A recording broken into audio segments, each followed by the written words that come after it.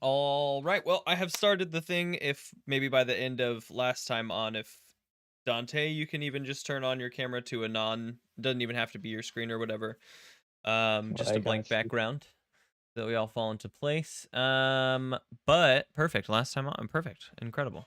Last time on, Lawrence covered most of it. We also began with a conversation between Cookie and the mother cradle. That's a Oh big one. yeah. Not to forget about that they are going to go through basically like a rebirth cycle whenever you guys are Yeah, ready to God. leave. And you And know, we don't know about that, right? We don't know the full context of that I don't think as a so. party. No, I don't think so either. I don't think that you guys Yeah. know that Cookie Cookie is going to be doing Cookie that. explained it as evolution, I believe. Yes. Yes, I don't think you guys know that Cookie is And taking the we mother s- cradle with you guys off the we planet, stared blankly and were like, "Okay, but you sounds good, guys, Cookie. yeah, you Thanks." know the mother cradle is going to help Cookie evolve, whatever that means. That's all Cookie would say. Mr. Blood showed up with his ward Carissa, and hijinks sort of ensued at the Grand Casino in the Blood's room of the Grand Casino. Two robots attacked you. They seem to have like a plan set up, as there was one in hiding at the end of the secret tunnel, and the other kind of pushed you folks into the secret tunnel, even though you had already found the other one. They didn't sort of communicate that to each other, but you pushed them out. You killed both of them and got Blood out of the hotel as a team and into a car where there was a car chase with more of the robots, one of which was slightly more armored than the other one, so you know that there's some variety of robots out there chasing you. They all seem built the same, just, with slightly different, this one had more armor at least. And let's uh not forget that Slippy heroically jumped in front of a plasma bolt to save Mr. Blood. Let's not Indeed. forget that. Indeed. Used your what that was your defend hold to leap in front of the Yes, because bullet. I can't be surprised, so I wasn't. So you weren't. Yeah. Yeah. So you got blasted by a plasma bolt and took some damage. I do want to, I think, remind Kaarl that you have 2 healing potions. I know at some point we were like looking for health Healing poultices. poultices. And I like recalled that, and I don't know if, you know, just to recall, I think that both Carl and BBW used your holds in the last episode. I know that Carl did. Think that BBW did, but I'm not actually 100% sure. I think you did it on a security or something like that. Is Uh that the bolster yeah, that I had? yeah. Yeah, I think that you used yeah. that for a +1 to Mhm. get like a 10 rather than a 9 or something like that. Yeah. On security, so both of you have used your bolster. You folks are still looking for the sort of side bit of the Pharaoh's Eye. We sat down in Blood's room at the end of the night after the car chase and developed a plan for the following day. This is the big day.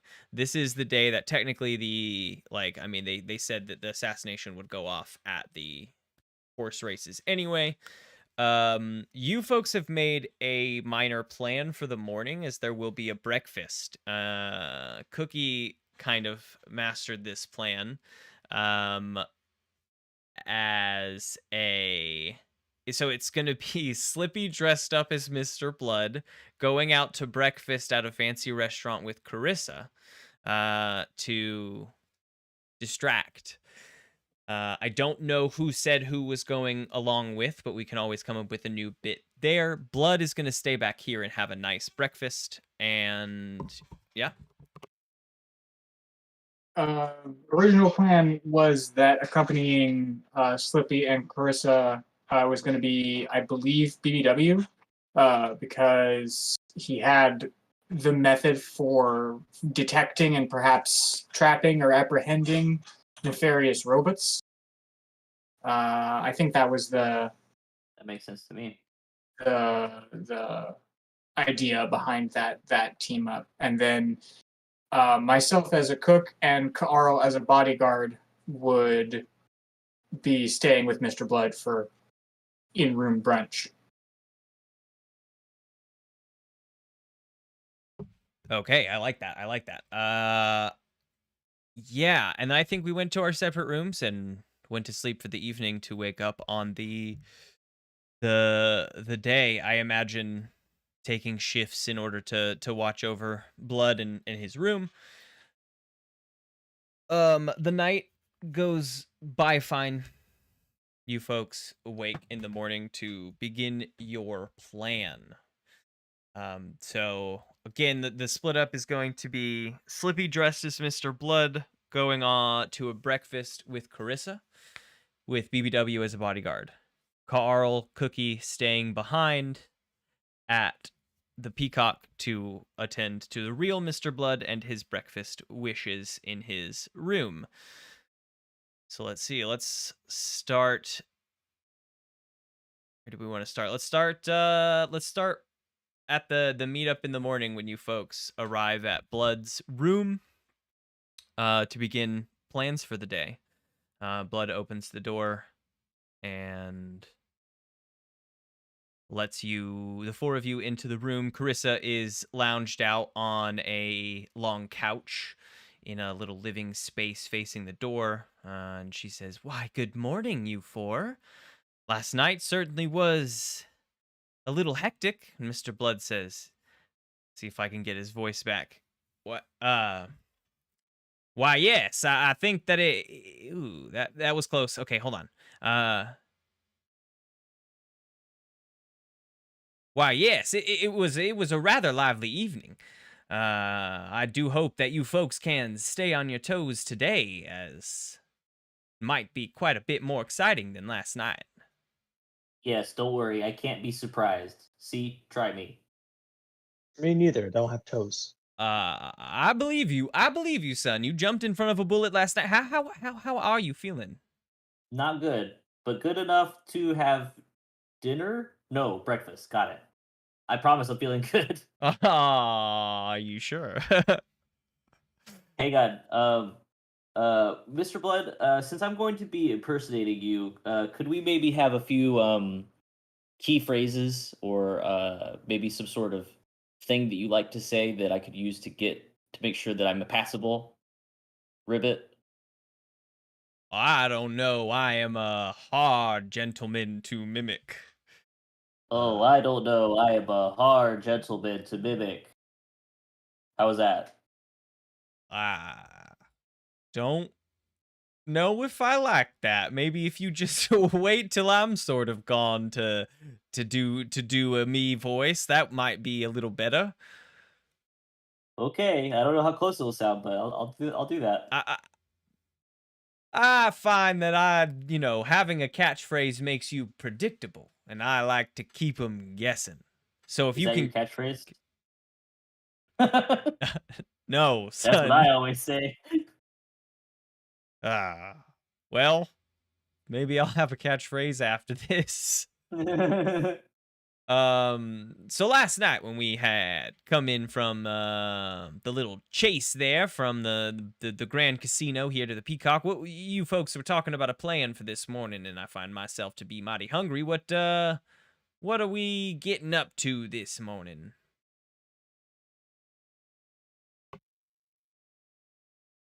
Lay it on him, Cookmaster. All right. Well, the plan this morning is for, according to Mr. Blood's schedule, he is due to eat a hearty brunch at a fine restaurant in the penthouse restaurant of the next building over. Totally blanked on what the name of the building is, but our disguised Mr. Blood will be eating there with Clarissa to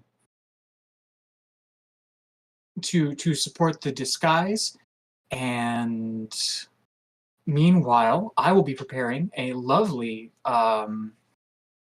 a lovely selection of breakfast foods that will be enjoyed by the real Mr. Blood here in our comfortable and spacious hotel room. Hopefully, with Slippy's inability to be surprised and BBW's general technical know-how, we should be able to apprehend one of these nefarious robots and perhaps extract some information out of them as to who specifically is targeting our employer. Any questions or objections or potential additions or thoughts? Nope, I guess not. Sounds like we've got it done. Or down. I guess that it might be fine if me and my ward spent a breakfast apart. Are you okay with that, dearie? She says. I think a breakfast with Tombleson might be rather nice. Uh, Hmm. yeah, it'll be fine. I'm sure this is going to be a rather fun day for us all then. And they prep to head out. Carissa comes out in a nice day dress. It has sunflowers all over it. I don't know. Another wide brimmed white sort of lacy hat, and Mr. Blood is in his trademark white suit with the little blood droplets, but now the blood droplets are on the back, on his back, on the back of the tux. And Carissa says, while they're getting changed, Tombleson, Slippy, I don't need to call you Tombleson. Do you change, or what are you wearing out to this breakfast? I think really loudly, gee, I really wish I had a suit that was like Mr. Blood's suits that he always wears. Oh yeah, you're hiding as Mr. Blood. Before they go to get dressed, Mr. Blood calls a midnight bellhop to the room and hands him the suit, one of the two suits he was wearing last night, undamaged, of course, and Make he it him he shaped. yeah, he hands it to the blood, the blood. He hands it to the bellhop and says, "Would you mind making this to my bodyguard specifications?" And the midnight bellhop looks you up and down, and then by the time they're done getting changed, returns with the suit, and it is tailored and taken in to fit the limber frog-like body of Slippy S. Tombleson. And now you have a clean fitted white tuxedo with red droplets over the heart of the vest. Yes. Great, right where I want them to shoot me. Now Flippy's you'll got now drip now. Yeah, now no one will ever know if you get shot right there. And everyone will be brave around me as I slip away into the darkness. And Carissa and Slippy get ready to head on out to the penthouse of the next building over, which Penthouse of the building, the next building over. is called it's a fine dining restaurant tower called the Peacock's Feather, but colloquially known as just the Feather. And you have the penthouse floor, as Cookie has stated. It's a very thin, tall building. It doesn't go up as high as the Peacock itself, but it is very thin. There's really only, every floor has enough for a private kitchen and a table that could fit no more than 8, and the elevator, basically. And you folks get in the elevator and take it all the way up to the penthouse, which is the largest, of course, of the rooms, and big wide table, quite a larger personal kitchen, and it is staffed with a various slew of folks from all over, and they are. I mean, they're eagerly waiting your arrival as you pull up in the Uber Fuck, we're just in the Uber Black from from the Peacock, which is one building over. Slippy gets out of the vehicle after, of course, the Midnight Bellhop opens his door, and then he goes around to the other side of the limo, the Uber Black, and he opens it up and he says, well, come along, dearie. We have some breakfast to eat now." Again, And he Carissa offers his arm to Carissa. Perfect. Carissa gets out of Perfect. the car and laces her arm in with yours, and you folks walk into the restaurant. BBW, what's your sort of play on all this? You're kind of hanging out as a bodyguard. Are you gonna how do you go about doing just that?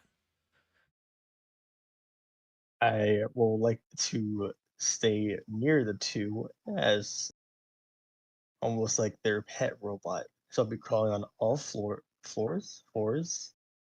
and I'm gonna wear my special bow tie and party hat. Is it all And they're fours or is it 4 out of 6s? it's it's all fours for sure. I'm crawling on all 6. Crawling on 2/3. Adorable and staying close as like a pet robot. I enjoy this. And you folks come into the bottom floor is like a little lobby. There's a few cushy leather chairs in the corners with some tables, and then a desk that looks much like a hotel reception desk. Off to one side, the elevator doors, and you come in, and the receptionist clicks a button, like runs out from behind the counter and clicks a button on the elevator, and it opens up. Inside, black marble and gold railings and trimming as you step on into the elevator, and it begins taking you up. Carl and Yeehaw, I love Cookie, this trimming. you two are in the room with Mr. Blood, and Mr. Blood turns to the two of you and says, "Well, what is gonna be for breakfast?" And he's rubbing his stomach. Uh-oh.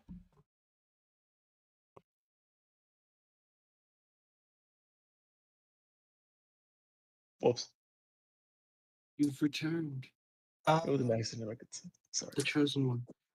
Cookie makes a quick check of the room to make sure there's a midnight bellhop there to relay instructions, but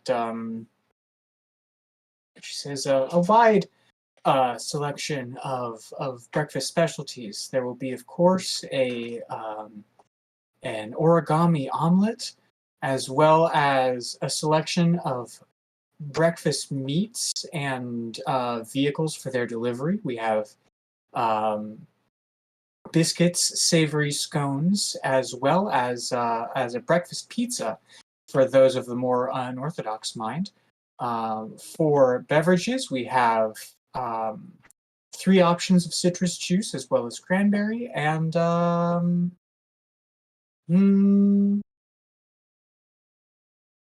stim beverage. It's not coffee, but it's better. And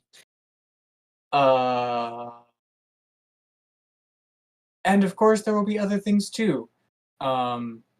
And she just sort of hopes that that the bellhop will kind of read her mind and bring the necessary ingredients. And she's just going to make whatever she can, as much as she can. Whatever the bellhop brings. Yep, whatever the bellhop brings, she's going to make breakfast. Hopefully lots of breakfast, because that is what she said.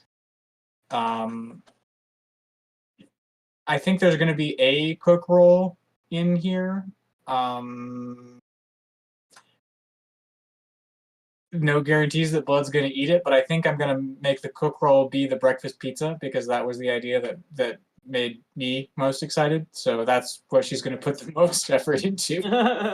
It's a staple in my household. Breakfast pizza, yeah. It's got eggs. It depends on what the Midnight Bellhops bring. Not That it's those got on eggs. it. Not the ones you're thinking of. Other eggs. Space eggs. Space Safe eggs. Yes. Spegs. As they're colloquially known. Yeah, speg pizza with meats.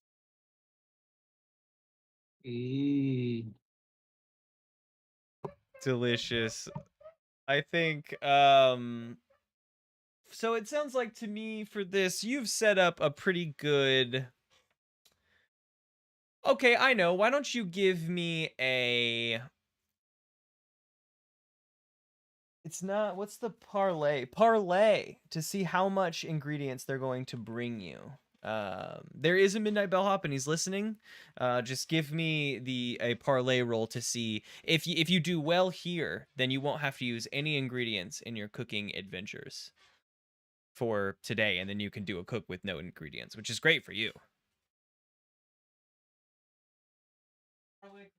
Yes, parlay is charisma.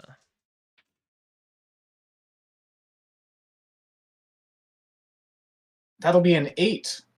8 to parlay roll. Okay. Carl, what are you doing while Cookie is prepping the kitchen for making a large breakfast? How are you going about bodyguarding here? What's the area look like? I remember the area like around the private gambling den. Mm-hmm. We went into a lot of detail here, but is this just a room like in a hallway? Is it a suite that's a whole floor? Wild. I gotta say that I launched my internet browser to pull up Roll20, and it accidentally launched twice, and one of which was to create an account on Roll20, which obviously I'm not going to do because I already have one. But wild to me because I haven't pulled up Roll20 since, I don't know, 3 weeks now. And the moment I wanted to do it, it was there on my computer. We have the rough outline of this room. Login attempt failed. What the fuck are you talking about? F-. Bad login attempt. Do better next time on your test. Why would my log? Oh, I know why my login attempt failed. Okay. Okay, Just didn't try hard login. enough. Let me pull this up and I'll give a better description after I look at the outline I already gave of the room you folks find yourselves in. It wasn't even super descript on this, but this will give me something to jump off of. That's the alleys. That's nothing. I definitely made it, right? Yeah, we looked at it early on. We looked at it early on. There's actually no fucking information here. Incredible. Okay, so Mr. Blood Suite is the largest of the suites on this floor. Carissa's suite only slightly smaller. It is the presidential suite of the Peacock. It has a rather large, wide area as you come in, half of which is like living space. There is a marble fireplace on one side with cushy leather seating surrounding it. There's a personal kitchen off in one corner and a bar next to that kitchen. Quite a lot of standing space. There's rugs. There's, art and maybe a halberd over a door on a wall. There is a set of stairs on the wall opposing the door that you come into this on that lead up to an open plan sort of second area with a bed and a wardrobe and a bathroom up there as well. There's a bathroom downstairs as well. On the What's same our windows situation? The window with that staircase is, or the wall with that staircase is virtually entirely window. It is like a sort of a black iron staircase that cuts up to not cut most of your vision from looking out this beautiful, huge open wall window. And on the other side of that window is a balcony where the door is kind of near the entrance to the stairs to go up to that open planned second area. And this balcony just spans the width of the room. It goes out quite a bit. There's a couple benches out there to sit on and a very nice grill out there as well.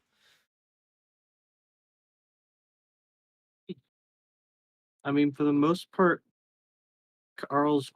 Oh, hey, there we go. Yeah. Just to give you an idea of the room, there's nothing in there, obviously, as you can see, but to give you an idea of what we're working with.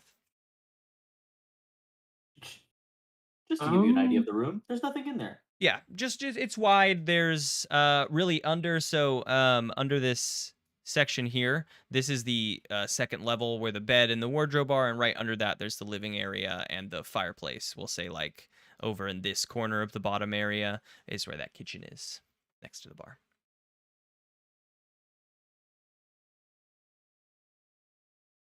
Dining room table style right over here.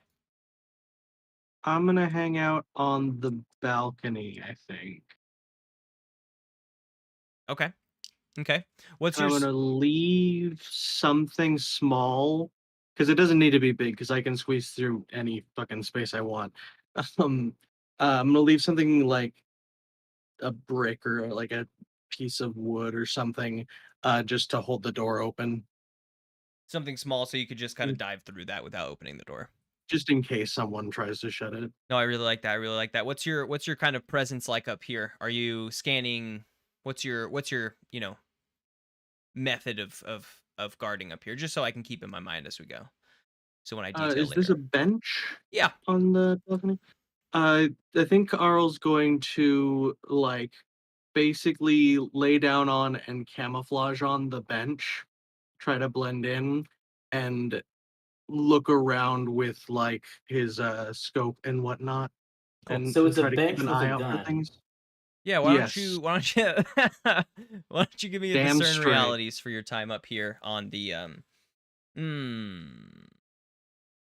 That's convincing security to me. A discern bench with a gun. realities is gonna state that you gotta ask questions as it always does.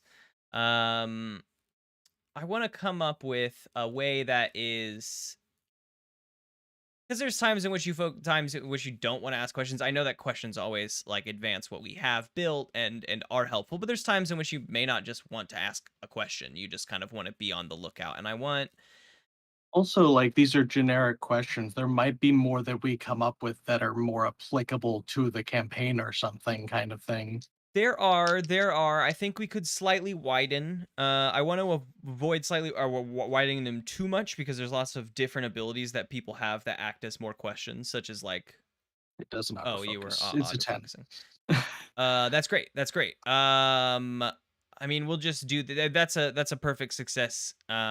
If you want the 3 questions, you can take them, or I can just use that as like a really good lookout roll. Just a good lookout. Like my goal. I don't know if you've ever played XCOM. I actually have like once or twice. I'm not a huge fan of the Yeah, I've only style, but I played a know little of what as you well. speak of. Yeah. Overwatch. But like, yeah, specifically like the Overwatch ability. Like my goal is just to kind of keep an eye out and when something goes wrong, be ready, I shoot rather any than enemy that comes look in my for eye line. something currently going wrong. Okay, I think the defend roll is actually pretty good for this. Like, it gives you a hold to be able to like use one of those actions to act upon. And now you have technically 3 holds. So you could like jump in front of a bullet if it's coming. You could act fast. I don't know what all of those are off the top of my head, but if those Gotcha. options sound good to you, we can call it a defend roll. Otherwise, maybe we could use defy danger is the catch-all. We could just call like a basic perception check with no questions, no nothing else on top of it. A like defy danger wisdom. Okay. Since it's a catch-all, so it's That makes kind of sense. it's up to you how you want that to sit as a defend with 3 holds, discern I- with 3 questions, or a good defy danger. I'm gonna take that as a defend Okay, because that's kind of my main goal here. I like that. I like that. It fits in with what we have as well. So you have 3 holds. If something happens and you want to spend one, just shout it out and we will have that happen. But you are camouflaging with the bench. Cookie, as Carl, you see Carl throw a brick in the door and start situating on the balcony. There is the midnight bellhop in the room with you folks opens the door, and another 2 midnight bellhops come in with silver platters, and they place them on the counter, and you pick them up, and there's ingredients of all kinds. It's amazing. It's beautiful. I think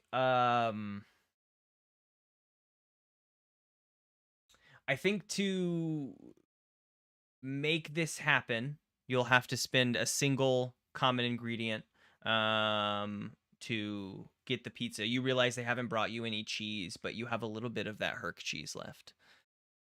you find in the bottom of your bag, I guess. Mm-hmm.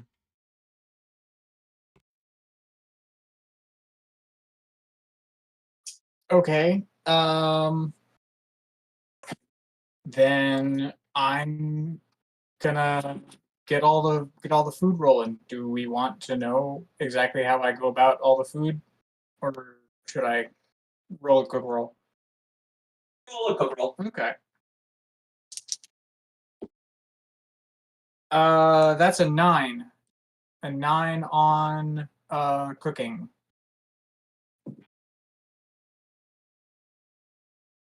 That creates a meal with All one. chosen effects with a complication is the result of the cook roll. The chosen effects for the pizza are going to be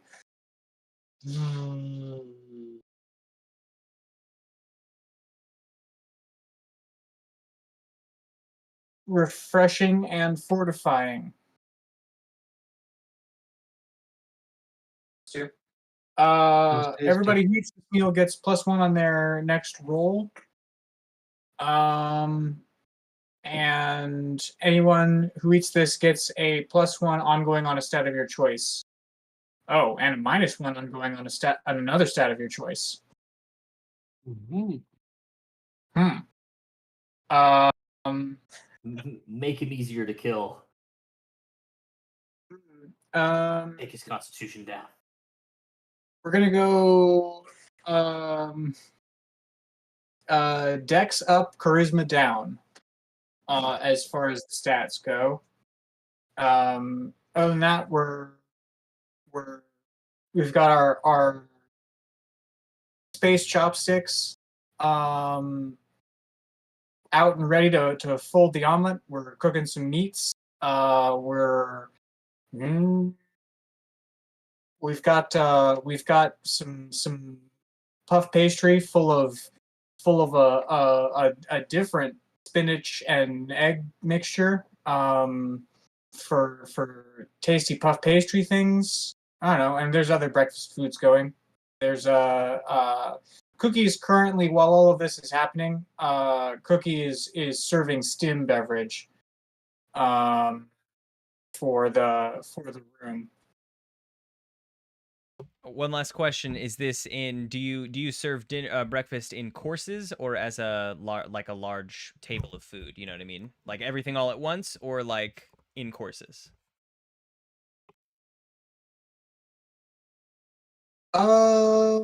Both, I would say. The courses being like coffee service, food, dessert. But food is going to be served all at once. All of the food is we're planning to get all of that out all at the same time for breakfast service, and then dessert will be like a pomegranate gel thing that's sitting in the fridge. Pomegranate gel thing. It's got gold leaf on it for the fancy. As a frog person, that sounds delicious. Cookie is cooking this breakfast, having a great time in the kitchen with all this food brought and the variety of things that she's able to prepare this morning. Carl's on the lookout. The morning is nice and calm. We scan over and down slightly into the top of the feather as the elevator opens up, and Carissa and Slippy step out of the elevator into a wide square room. The table is lavish and filled with all like platters of all sizes. Many have domes over them, but as you enter, there are probably about 10 waiters that begin undoming and stacking the domes rather quickly. It's very impressive how quick and quiet they're stacking these metal domes. And when they're all done, you see a table of food. Just like as you step out of the elevator, this table of food is basically presented, and some chairs are pulled out next to one another, looking out a window and over the city. You can see just the corner of the building of the Peacock on the right side of that window, and the breakfast is prepared for you two. Yeehaw! Let's dig in. Come along, my ward. Hmm. I Or if you don't say scrumdiddlyumptious, I'm gonna be upset. I would love to. This And looks scrumdiddlyumptious. Slippy, what is the food that Slippy goes for on the table? Um, You can, you know. Slippy is he's feeling a combination of things right now. He is nervous. He is awkward. He is not very hungry. So he's probably just got like Nice. whatever looks the most extravagant but is also the smallest. Mm-hmm. So like if there's like a little is like a mini biscuit and then there's a little dollop of gravy on top of that and then it's got some gold leaf on that. Slippy's got like two of those. And like a very small scoop of eggs. And then just like a just like a cup of ketchup. He A didn't know what to cup do. of He got ketchup. nervous. Carissa, as always, as you obviously remember so well, has piled her plate so high with just something of everything on the table. She's gonna try one of everything on the table, and it seems like it's gonna be all on the same plate before she starts eating. So there's quite a pile of food on her plate.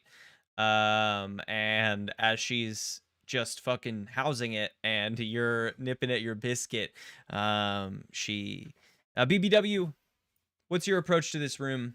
You've come in off the elevator. I only said Slippy and Carissa as, I mean, you know, they're the focus of attention, but you're here obviously. You're right behind him as pet robot. What's your play in this room? I think you're muted. Whoops. I won't be sitting at the table. I'll be sitting like right next to them, or not on a chair. I'm gonna try to sneakily steal some food off of Carissa's plate. Just kind of let me help you with that. You And need that somebody else, toasted? you need that toasty? No, I'll just eat it. I'll just eat it. You need Oh, that okay. toasted eats it. It's really good. It's really good bread you've pulled off her plate. Yeah. This tastes like really good bread. It I'm sure that it will be. And she takes another roll off the thing. She says, "Would you mind not taking the food off my plate?" Would you mind Yeah, repeating that? BBW, you could take I'm food off gonna of my go ahead. plate because I'm so I'm gonna rich take that the roll I that she don't. just got. She slaps her hand away. You can give me a defy danger if you really want to try to get that roll. BBW wants Or this roll. experience. Or experience. Yeah, so defy danger dexterity.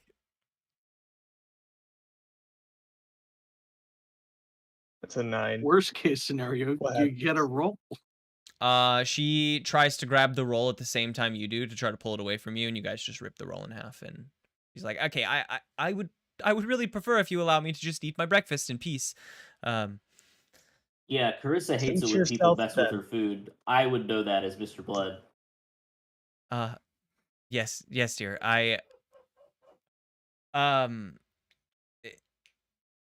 it goes a little quiet for a moment as you folks are picking at your, well, she's housing hers and you're picking at your plate. There, zoomed in on Gabe's eyeball. Oh my god. Did you do that or did it just do that? I have no control over it. That's incredible that it shows just your eye. I love it. Chris is housing it. Slippy is just sort of picking away, and it's a little quiet. And it turns from quiet into rather awkward silence as Carissa says, "Well, it's been quite a while, huh, Slippy?" Who's Slippy? My dear It's bodyguard? Is that who you're talking it's about? been you're right. How should we go about this? It's oh man. Been Hey, It's been quite a long time since we've Carissa. gotten to share a breakfast, hasn't it, Mr. Blood? Yes, I No. almost always eat by myself because I'm very rich. Yes, that does seem to make it difficult to get a meal together. How have you been? Truly, and she stops housing her food. Oh, this is serious then. Um, She slaps her hand away, I've BBW. I've Woof. been pretty good, been doing space business and not thinking about anything in particular. Um Hmm. yeah. I do hope the space business has been treating you well, and that mhm, you're able to keep Honestly, those. this is the most times I've been shot on a mission. Ha ha ha ha. Mm, mm. A space business mission. Of course, it's the mission where I show up, huh? That's usually the way Okay. it goes. Oh, well, okay. I'm just speaking the facts as I see them, Carissa. And as you folks eat, as Carissa eats food, it just is replenished by servers coming up and down the elevators, and it is, you know, this breakfast. It's that encounter. And the camera awkwardly pans up, and we find ourselves at the end of cooking for Blood, and things begin to get presented. He's really enjoyed his stem beverages. Asked you to make, of course, yet another cup or pitcher or carafe of it, as it were, having finished it faster than most generally finish your beverages. He seems to really enjoy the things that you present to him. And Does he seem to really trust the things that he's getting presented with? yeah, I He's honestly, not inspecting anything before he eats it. no, I mean he isn't, because you folks threw your Mm. lives down on the line, some more literally than others, the previous night, and he is trusting. He didn't really check the blood cocktail like he probably should have, but he's The trusting, Mr. especially Bloody today. Mary, He's please. been he enjoyed the stim beverage. Cookie begins laying the food out on the table, and the breakfast is good. He even offers. He says, "Why don't you bring on in that octopus fella, and why don't we all share a nice breakfast? I like to have guests at my breakfast. I don't often eat alone."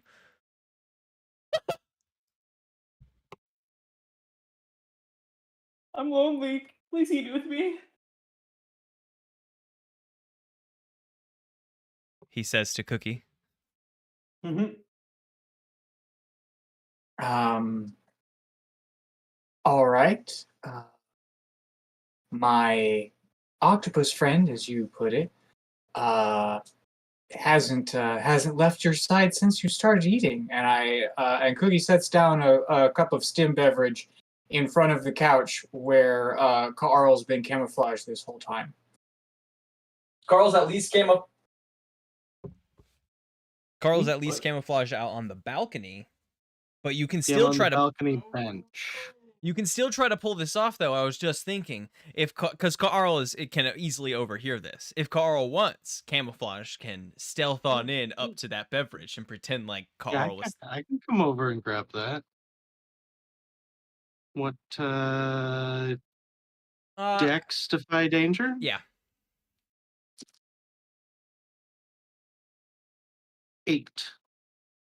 There is a shimmering of air as Carl crosses the floor. I think Cookie watches it, but Mr. Blood is staring at the cup of stem beverage the whole time, and like, and Carl shimmers into appearance there and goes, "Oh, that was a mighty fine trick. I didn't know you were there the whole time.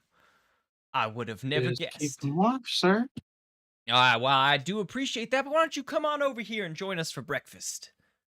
Because if I'm over here, then nobody's watching the balcony. Well, I guess that's rather fair, but things seem quiet this morning. Why don't we share a nice breakfast? Get some energy for the day. That's all right. I'll eat on the go after we No. start moving. I'll watch while you eat. Don't worry. I respect that. I respect that quite a lot. You're on the job. I get it. And he Professional and all that. The Midnight Bellhop approaches and makes a plate for Mr. Blood out of the things on the table in front of Mr. Blood, and it looks at Cookie, and you know that it's curious if you want any food. It'll make you a plate. No, no. As the cook, I'm more than capable of making my own plate of food. Thank you, sir. Just trying to be romantic, damn. You're real cute, but no, I can make my own food. If you want me to like you more, do you have any information about the assassins? You seem to have eyes and ears everywhere. Would you know something that we might not, with your sort of ubiquity around this area, this planet? It shakes its head and bows and returns to its spot on the wall in waiting. You folks are enjoying the beginning of this breakfast. Carl sips the stem beverage, and I imagine returning to the balcony with the stem beverage to keep watch. Carl, as you step onto the balcony, a shape catches your eye. Bullet hits you. Bullet hits in the you. face. A shape catches your eye. It is up and to the left, and you peek up real quick as this black shape descends from the clouds very quickly, and it flies down and slams into the top of the feather next door to you. Slippy and BBW, you feel a crash and a rumble from above your head, and immediately the waiters kind of start panicking. Like there's several things dropped, and they begin looking around frightenedly. What do the two of you do? Carissa says, "Oh, what was that?" Carissa, you're probably gonna want to get under the table. Yeah, sounds good. And she she crawls right under the table. She's like, "You got him, Tombleson." And Slippy says, sure thing, You Ward," got him, and he Mr. pulls out his Blood. gun. He pulls She out his gun. corrects herself. Wait, what just happened? I just got there. Oh yeah, I think you just stood up as I was describing that. That's funny. Okay. I think so.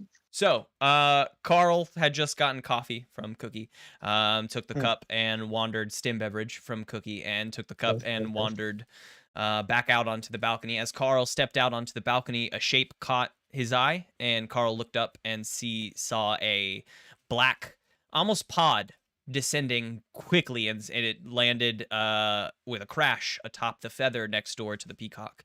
And then we scanned over to the two of you. There has been a crash above the two of you. The waiters have started kind of panicking and freaking out.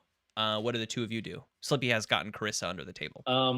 Slippy points at one of the Midnight Bellhops and he says, "Get security on the line. We need to talk to them right now." Of course. And he begins clicking frantically at a walkie-talkie on his waist, but every channel he goes to is static. Fuck, I've expected this. This doesn't surprise me, but it does upset me. We need to move everyone into a more enclosed space because there are too many windows here. Let's get to moving, everybody. Let's take the staircase. I'm very rich and important. Let's go. Yes, of course, sir. There is an emergency exit staircase right over here, and he presses on the wall, and like a panel on the wall slides over to reveal your average, like, not well maintained back staircase that's kind of dirty and shit on the way down. And says, "Please, right this way, sir." And Carl, you're able to watch all this. It's pretty fast for you. This ship comes down and slams into the building, and you can see from up here.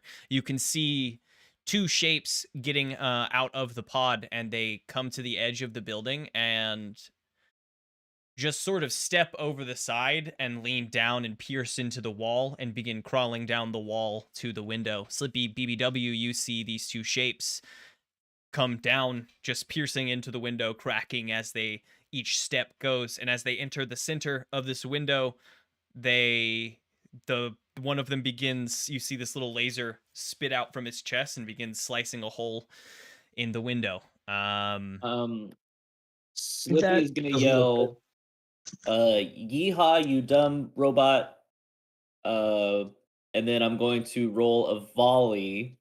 And what I'm aiming for, right? So the way that I'm understanding this is that this robot with his legs pinned into the window and he's drilling a circle in the window. I'm Yep. gonna try and shoot his feet through the window. With my volley roll here.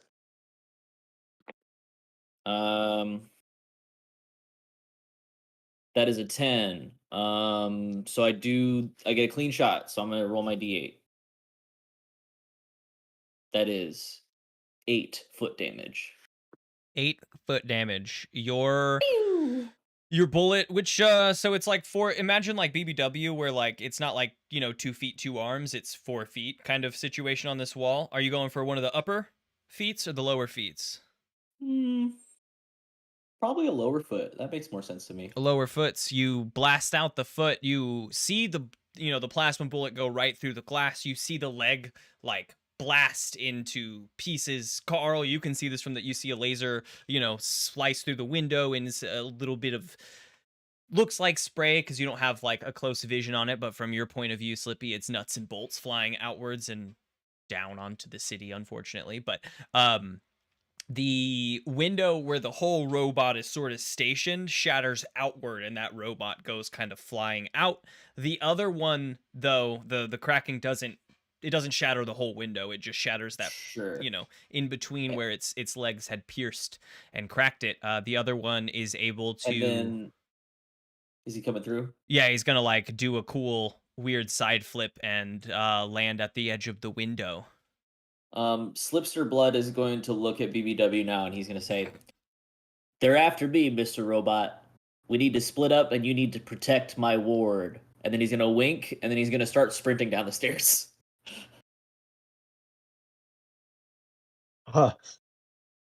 So I'm going to set up a perimeter of security at the front of the door of the staircase. And then, well, Ward, I didn't know that was your name, Ward, but we're gonna go this way, the other way. We're gonna go up the stairs. Up the stairs is to the roof. The next floor up is roof. Yeah? Okay. Cool. Yep. Just wanted to make sure. And for your security, that is a spell, right? So you want to use machines, roll plus intelligence for your security spell. Huh? Oh.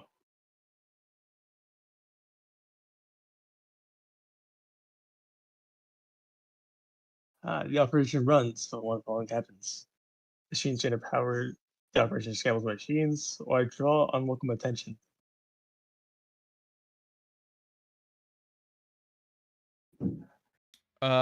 It runs. You trigger this in front of the door to the stairwell. The panel had been slid over to reveal this whole stairwell, and you ran this line back and forth to know if someone followed you into the stairwell.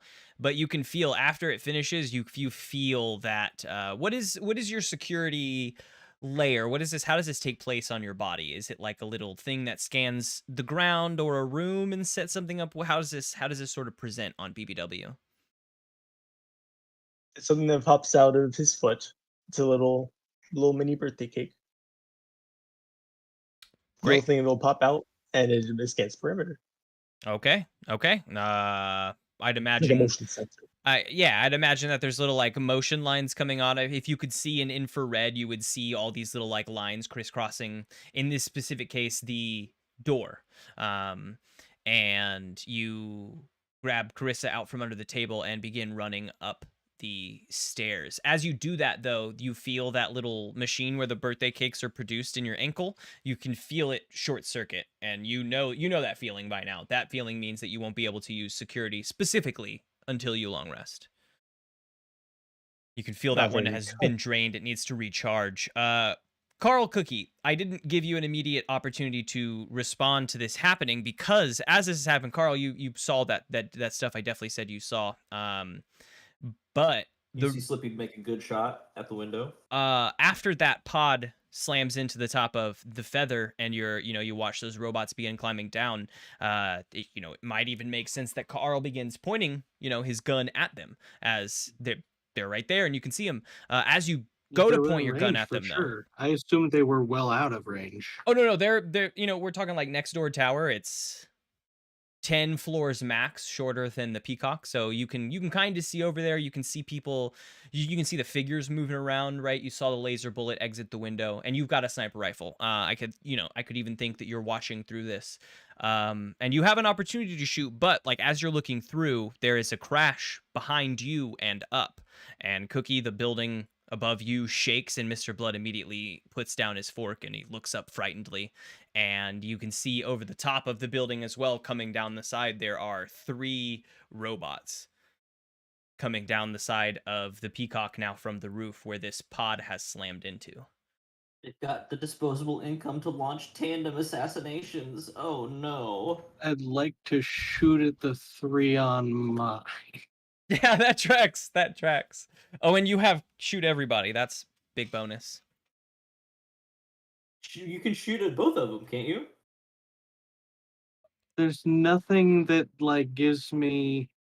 You could shoot at It's all like 4 I can robots. defend things from an attack from them. I can't. There's nothing about my defense holds that benefit me here. Okay. You have though your volley that hits everyone. You could volley these 3 and also the robot on the other building that you can kind of see, crawling in that window. If you want to fire off 4 shots. I like that. I like I'm that. gonna go for it. Yeah, you're watching them through your scope as they crawl down, and you see that slippy bullet come through, and immediately the crash behind you. You pull the trigger and look up, and pull the trigger 3 more times as you see him coming over the building. I miss quite badly. That's a 4, 5, 6 with Dex. Yikes. Well, you can mark experience. You do this. BBW, as you're setting up the perimeter on this room, you see a laser bullet rip in the window and just take out one of the waiters. And the you folks inside, Cookie. The assassins! The assassins did it. Cookie, you and Mr. Blood can see Carl pivot and look up the building and fire off some more shots. Carl, you can see that you shatter windows around them. And they are crawling down the wall towards Carl. They seem thicker than most of the ones last night. You're reminiscent that they are the one similar to the one on the hood that seemed pretty well armored. And yes, Cookie, what is your sort of response to this situation?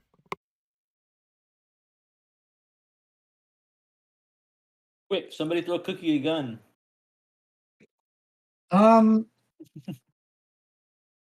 I think Cookie's response is to cover Mr. Blood and sort of escort him to a bolt hole and then sort of hang out in the doorway of the bolt hole to sort of act as a meat shield. I'd rather not get shot. Maybe we all. maybe a frying pan shield. I don't know. Cookie doesn't have a gun, and just has like a kitchen knife. So she's gonna hang out in the doorway of the bolt hole, and keep an eye out to see if there's anything she can do to help Carl. But prime directive is protect the employer. So we're gonna do this. What is bolt hole?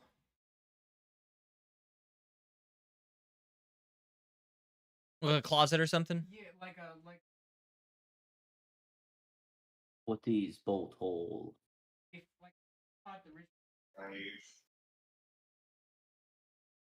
Okay. Gabe's muted. I don't know what he's saying. Hold me, I'm scared. I'm only hearing Gabe through Emma's Got you. mic. Yeah. That was more of a question directly from me because I've never heard the phrase bolt hole before. Oh, I wanted to know too, though. Oh, describe bolt hole for us, Gabe, here on the podcast. A bolt hole is like a panic room. You call it a bolt hole because you bolt to it. You sprint there in times of emergency. Bolt for bolting, got it. You bolt your way to the bolt hole, and then you hide in there, and hope that whatever is bad either goes away or can't get into your special safe room. I like that because you bolt to it.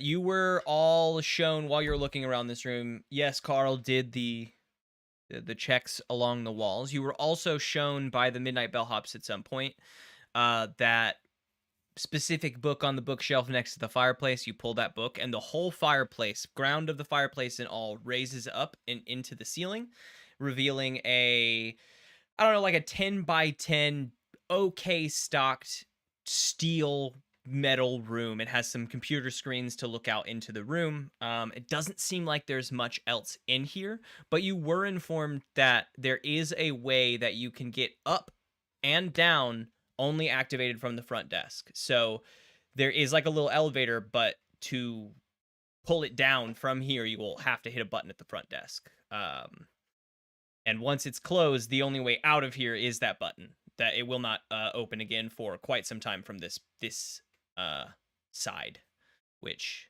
is, hold on. No, it'll open from this side. The only other way out though is from the front desk. But the book changes, and you know of all the books that it could be. The book changes every time the door closes to throw him for a loop. But you immediately run there, and Mr. Blood gets in, and he's like, please protect me. We'll see you on the other side. As the door goes to close, and Cookie, you stand in front of the fireplace. Carl, there are robots coming down the wall. We're gonna flip back over to BBW and Slippy. Slippy, you're sprinting down the staircase. Correct. BBW, your alarm Hoping they chase me. triggers. You hear a little beep in your alarm, and you stop as you've reached the door to the roof here. And you can hear footsteps descending this staircase. What do you do? Good. They seem to be I've chasing saved Slippy everyone. and not you and Carissa. I'm gonna ask Carissa. Have you ever been in some kind of situation where you've been split up from Mr. Blood? No, to be honest with you, most of the outings we go on are a lot less active than this one. We go to events. We go to balls and to dances. We don't get attacked by assassins all that often while we are together. So I'd imagine that he'd go into the safe room if they are in the Peacock still. If they're out of the Peacock, there could be a number of safe rooms over the city he could use, but I don't know. He's not here with us, right? Oh, yeah, that's right. Right, it's Slippy. Oh, he's not? Do you want to continue on to the roof, or do you want to follow back down the stairs now that you know he's chasing Thinking down? we're gonna have to go back downstairs. You're going to begin following the robot down the stairs now. Let's go. All right. You and Carissa is going to remain like a staircase above you as you go down. That just feels like the safest. She's like peeking in when you get down a few stairs. You wave her on, and she comes down a little bit. And Slippy, you're running down. You're a few floors down. You have a number of floors to go if you're going to take them all this way. But you can hear some metallic clanking in the concrete stairs behind you. Does it sound like it's gaining on me or not? At first, it sounds like it's running down the steps. You might even think to yourself, this could be, maybe BBW has gotten out ahead of it and is running down the stairs too. But then you hear like a whoosh and then a clang, and a whoosh and a clang, and you look up and Oh you can see no. the robot jumping down the flights of stairs in between the bars to the next level and down the flights of stairs. So now it has begun gaining on you. So it's like jumping across, kind of. So Yeah. like it's exposing itself, and then Yeah. okay. I'm just gonna. Here's what I'm gonna do. I'm gonna shoot another volley, but here's what I'm doing. I am basically sprinting until I'm getting the rhythm of it, jumping back and forth. I'm sprinting until I hear it clang, and then I'm gonna look up and point my gun, shoot, and then I'm gonna start sprinting again, and then I'm gonna shoot. Okay. Give me that volley roll. Oh, that's a 4 total with all the pluses. So we're Uh, gonna go ahead and get another XP. so you're listening for this rhythm, and it's getting louder as it's getting, jumping down floor by floor. And And it I'm getting more afraid. clangs, and you spin, and unfortunately, where it's jumping out now is directly down in front of you. Your bullet whizzes right past it through the air, and it lands with a clang in front of you on the stairs, cutting off your exit down. And looking at it, it looks like one of the basic robots from last night. A little weaker than the armored one that you guys fought when you were in the car. The basic silver bots, and it points an arm at you, and a beam of Start energy. running upstairs. A beam of energy is gonna fly at your back. Then, give me a defy danger if you'd like, or you can make it something else if you want to just take that shot and then do it. I'm gonna defy danger dex, and I rolled a 8. Stumble, hesitate, or flinch. You offer me a worse outcome, hard bargain, or ugly choice. DM. The only way that this bullet is coming right at your back, and this stairwell is rather thin. The only way that you can think to jump out of the way is to copy the robot's, tactic, and that is to jump through sort of the middle area and down to the grating lower. Yeah, I'll try that. Why not? You do. I'm only 100 floors up? 200 floors up? Mm-hmm. That's gonna be. Is that another defy danger? Yeah, sure. Dexterity.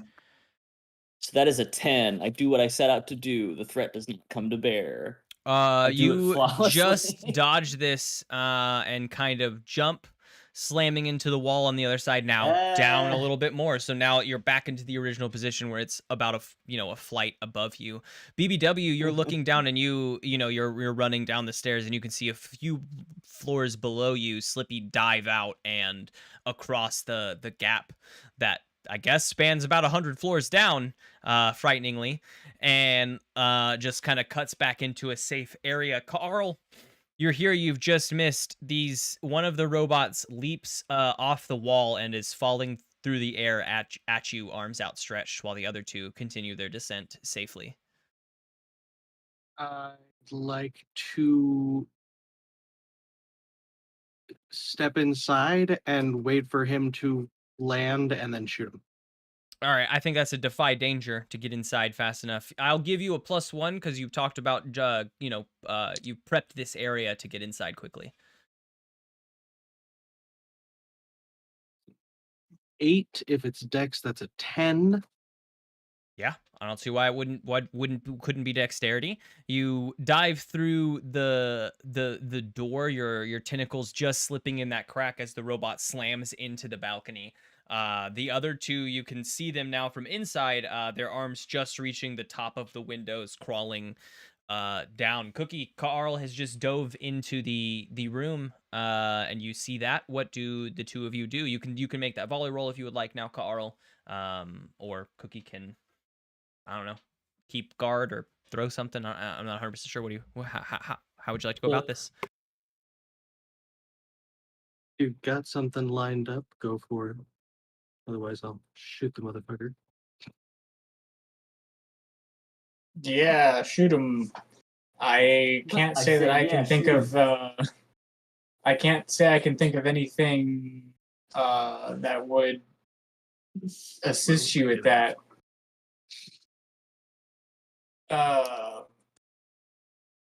How about a 9?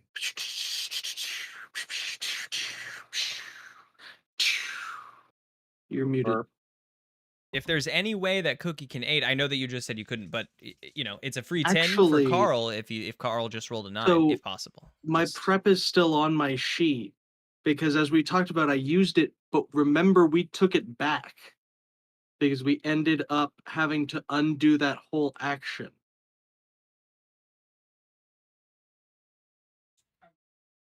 I feel like I remember that I'm being a remembering that. whole thing. I Yeah. feel like I'm remembering that as well. Like I spent it, but then we realized that the thing I was trying to do wasn't actually something we could do, so we just kind of like took a ended couple up being steps back. Yeah, okay, I'm remembering. Yeah. I don't remember the exact action, but I also haven't fully listened to the episode. That episode, by the way, quick pause. Gabe said he had something too. I will get to that. That episode is going to be a bit of a challenge. YouTube's way of mitigating my loss of connection during that was to just render the video as if that space didn't exist, and so like mid-sentence it'll switch over. There's one point where I say, and Carissa says, and then it cuts to Gabe in mid-sentence talking about something different, and I know immediately that that's going to be a nightmare. So when we edit it, Fair. it'll probably be a session where we sit down and I have like bits cut out where I'm like, this is what we were talking about, maybe you guys can help me fill in this gap. That way, one, we're all on the recording screen and it's easy to just kind of jam in there, even if we're in different clothes or whatever. That's totally fine. But it's easier to jam in there, and then we can work together to come up with something similar. That'll be a whole session way down the line. I'm not even worried about the episode now that I've gone back and tried to listen to it. Anyway, yeah, so you do have your hold if you do want to spend it. Gabe said he also has something, and I'm curious because before he said he had nothing. So what do you have? I have. Carl, did you eat any of the food? I had your what was it called? The drink. I just said the drink. You had the stim coffee. Did you eat any of the pizza? No, I don't think Arl came inside after that. I think he probably stayed on the bench. All right. Well, then I have nothing for you. Sorry, fan. Thank you. Mr. for Blood trying. gets a +1 to Dex and a +1 to the first roll that he tries I to don't make. think NPCs roll. But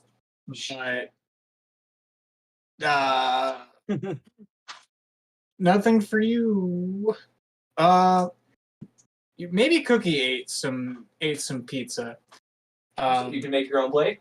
Yeah, I'm. Fully capable of. Cookie definitely made her own plate, especially after one of the bellhops tried to make one for her. So And you Cookie's went going to to- try to aid by distracting the robot, giving Carl sort of a window to safely shoot this thing. She's just gonna basically pull out whatever she's got in her bag, maybe some measuring cups or something, and just kind of fling them out into the space. Just sort of something happening to distract the robot. Like Carl does have to use their whole. So let's call that dexterity, I guess. Like it. All right. Over intelligence. Oh, or intelligence. Because you're thinking on your feet. You're pulling measuring cups out of your bag. It's more intelligent than what I would have done. I would have said, I'm Mr. Blood. We'll call it intelligence then. That's a flat 11. Best roll I've had in weeks. +2 for a 13. A 13 measuring cup fling. Get distracted, robot. Carl, you point your gun at this robot. It seems to be coming right at you. But it is distracted by the sound of several. I'd imagine that Cookie has a package of metallic measuring cups that all kind of stick together, and when Cookie throws them, they spread out and clang in all parts of the space and area around you. And that does, in fact, cause the robot to look over. Its sensors seemingly overwhelmed for a moment by the large amount of energy, and that gives you an open, Carl, bring you up to a 10, giving you that +1 you needed. Fuck yes. for Chivali.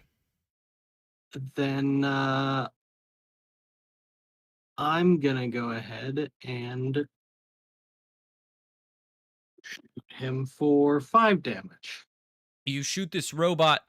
It continues its progress towards you at a running pace and tackles you right in the middle, wrapping its arms around you and pinning you to the ground. And you feel a tightening, like a mechanical tightening around your body as it like a vice grip. It's squishing your body, which for anyone else might be a problem, but for Carl is not particularly a problem.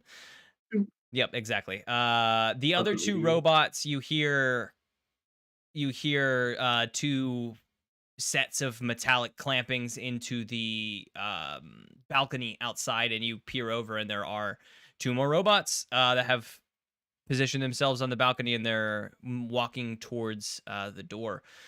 BBW, Slippy, you are in this stairwell. I'll say that BBW is up on the highest floor. I guess Carissa up a floor above him looking down.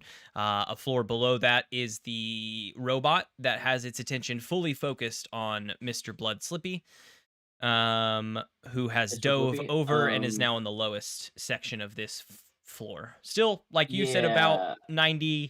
99 floors to go. Slippy is going to continue to run down the staircase, and he is now going to use his bag of jack of all trades, bag of tricks thingy. So he reaches into his sack that he had comfortably concealed underneath his Mr. Blood outfit, and he rolls a 7, which means you get to add a complication to the next thing I pull out, and it's the last thing. And it's the last thing? I thought it was Aura's last thing. Oh, or yes, you're right. It is, or it's the last thing. So it will not be the last thing. You can add a complication. Yeah, let's to the call that next for thing. sure a complication to the next thing. And I'm gonna pull out lube, just a bottle of lube. I'm just gonna lube up the stairs behind me as I'm running down the stairs. Okay. Yep. Yep. That was a good zoom on Gabe's face. This is a good zoom on Gabe's face. That was good timing. Oh man, thank you, auto zoom. And somebody's gonna say, why is this in here? Gross. As you're running down the stairs, you hear I don't know, some slipping behind you and metallic clanging as it tries to rewrite itself. You're able to make up quite a bit of space between you, about a full floor, before it's back to its steady running down the stairs behind you. BBW, it is running down the stairs behind Slippy. In fact, Slippy, you are ducking up and down and like in and out as it's like running around, firing in through the open space down at you with one of its laser guns. BBW, what's up? Yo. Help. I'm working on it. I'm close behind, right? Yeah.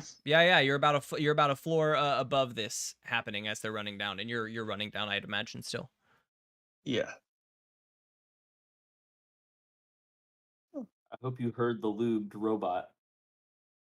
I You wish. don't get lubed yourself. Oh, Yeah, you even see it slip up in front of you on the stairs as it tries to right itself. interesting.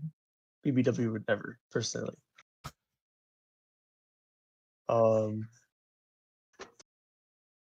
I had an idea for something, but I decided to go with something else.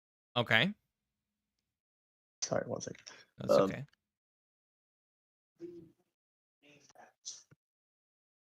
Okay. Okay, yeah, I'm gonna keep running down the staircase. If I can attempt to grapple the robot that's trying to go get the Slippy with one of my amazing hands. I like that. I mean, there's a perfect moment as it slips up on this lube and tries to right itself. You can sort of launch yourself at it and grab it. Why don't you give me? I think we're back to a defy dexterity, probably strength here as you're trying to grapple it. Sounds good. I wanted to have 400. Low. Let's see. Oh, whoops. That's an 8. Yeah. It's an 8. Third one. Oh, try to find it. Yes, you have. Okay. Okay, let me think. You can either slip up on the lube as well. Like you said you would never. Following it, but you will like tackle it. You'll like slip up on the You'll lube both and slip on the careen lube. into it, and you guys will kind of fall down the stairs. Or you can tackle it without slipping on the lube in midair. But it At the bottom of the stairs. but it will attempt to throw you off. That Okay, we're gonna have to go for the risk. We're gonna go midair. okay. Oh, boy. I'd like you to give me another defy danger. This one is going to be either strength or dexterity. You can pick. Okay. I'll do dexterity because I have +1. Good reasoning. That's a 10. Huge. That's a good one to get a 10 on. You dive, and this thing trying to right itself spins and locks arms with you, and then goes to just whip you into the middle area and have you fall. But you know, like we've said, you're a central body with these 4 appendages that aren't necessarily like arms or legs. They're like 4 almost bottom. They're almost 4 legs, right? They're not even or 4 arms. Either way, this is what you use to support yourself when you walk in general. It tries to fling you off, but your first leg catches the railing, and then you kind of almost cartwheel yourself sideways, spinning around and down the stairs to land in front of it, without going out and into the dangerous 100-story drop. You land on the staircase. You can hear Slippy running down the stairs in front of you. Slippy, the bullets have stopped firing at you from behind. Great. Since Gabe has stepped We away, started firing from in front. we'll continue with this. What are the two of you? What's the next step? I am going to take my position, I guess sort of like a ready to action. I'm going to take position what I was trying to do earlier. I'm going to wait for it to jump across and try and shoot at it when it does that. That's what Slippy's going to do. Okay, so you sort of stop running down and just sort of hole up in a corner waiting for it to do this jump. It is I'm just trying to get an angle on it. It is only, I would say, like 6 stairs above BBW. It's staring down at BBW. One of its arms, BBW, you can see as you're staring it down. Its hand kind of folds down into its arm, and a long silver blade folds out of the other side, making it now a long bladed arm. And the other one, you know, at this point has a hole in the palm that shoots basic laser bullets at you, much similar to Slippy's laser pistol. And it's facing you down. It begins to bear down on you with its bladed arm. What do you do? This sounds like a job for the special energy shield. I'm gonna go ahead and pop that out, and all right, it's your time, buddy. You gave that energy shield to Slippy. Oh no, you gave Slippy your old energy shield and kept this new one, right? Yeah, that makes sense. I got this. So Super yeah, your special energy one. shield, I like that. I like that you're communicating with it. Your energy shield so what this would be basically a defy danger constitution, just like withstanding it, right? Because your energy shield is technically always on you. But you making this action to, like, you know, actively tell your energy shield we're about to, you know, do this thing, I think is ideal for the situation we set up. We're trying to use it correctly. But I think this would be a shield strength. defy danger constitution just to withstand the blade. Divert power to shields. Well, that's a solid 8. It's an 8. You can you feel your energy shield kick up as if it's responding to you.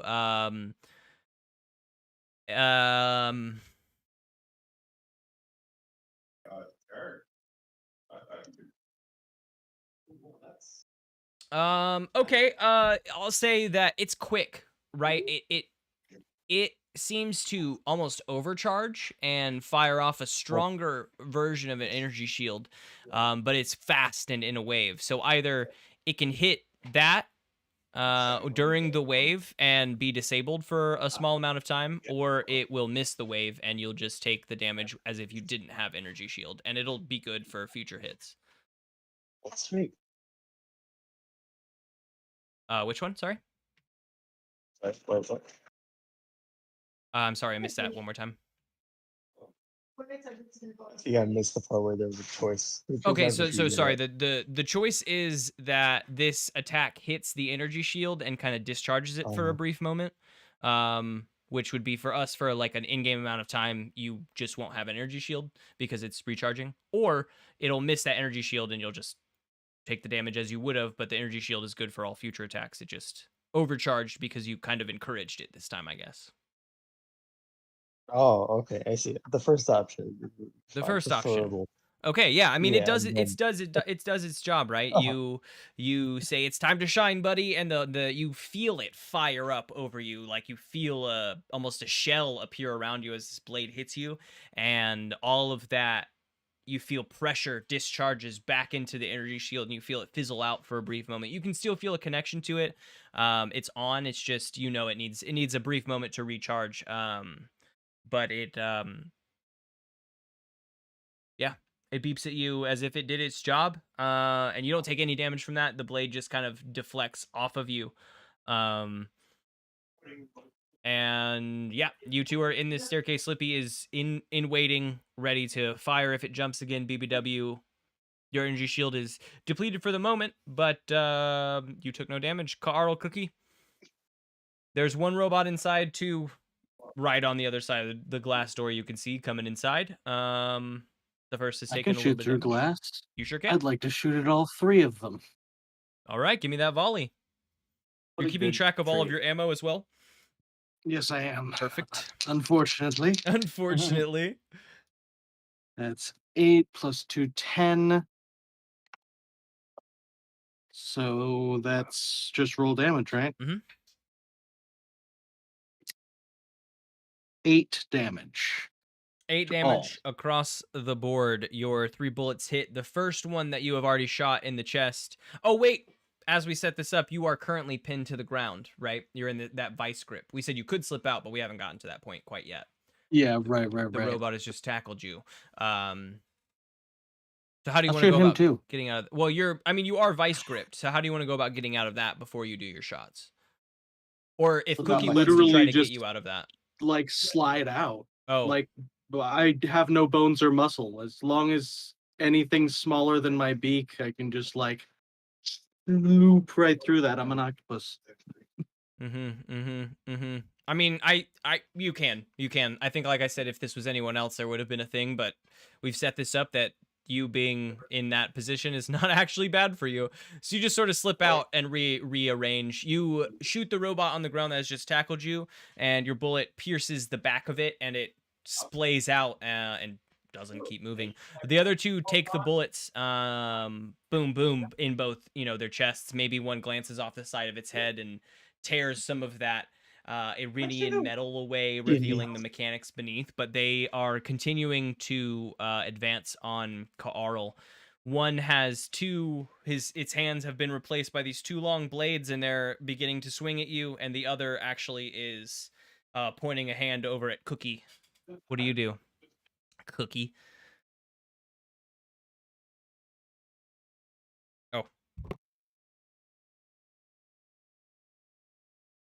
Okay. Pointing a hand like pointing a gun at? Yes. Okay. Yeah, we've seen this before. We know what their gun How stance big? looks like. How big is the bulge hole? It sits the hole itself is about the size of your average door frame to get into the room. The room itself is about 10 by 10 metal. There's one shelf with a few, boxed dried goods on them and some TV screens.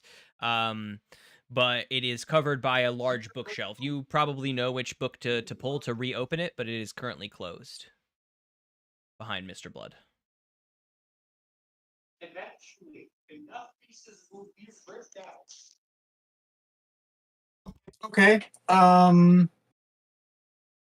then I think I want to defy some danger.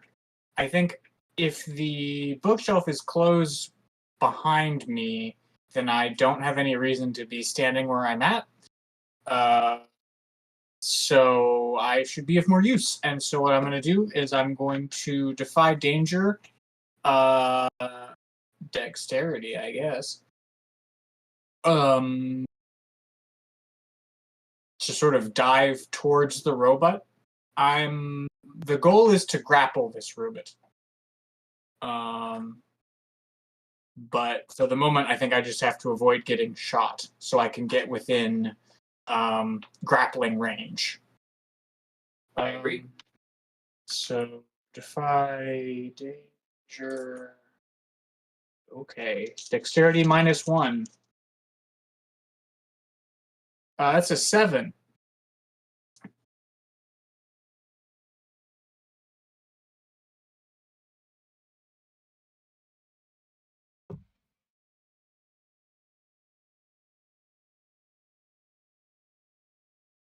Okay. You go to dive, and I think instantly you can see this energy beginning to discharge from its palm, and you know that either if you dive right at it, you think you could make that roll and get up to it, but you're defo gonna get shot by that bullet. Or you can dive to the side and avoid the bullet entirely and come up with a new approach to this robot. But I mean, of course, it's gonna continue approaching you.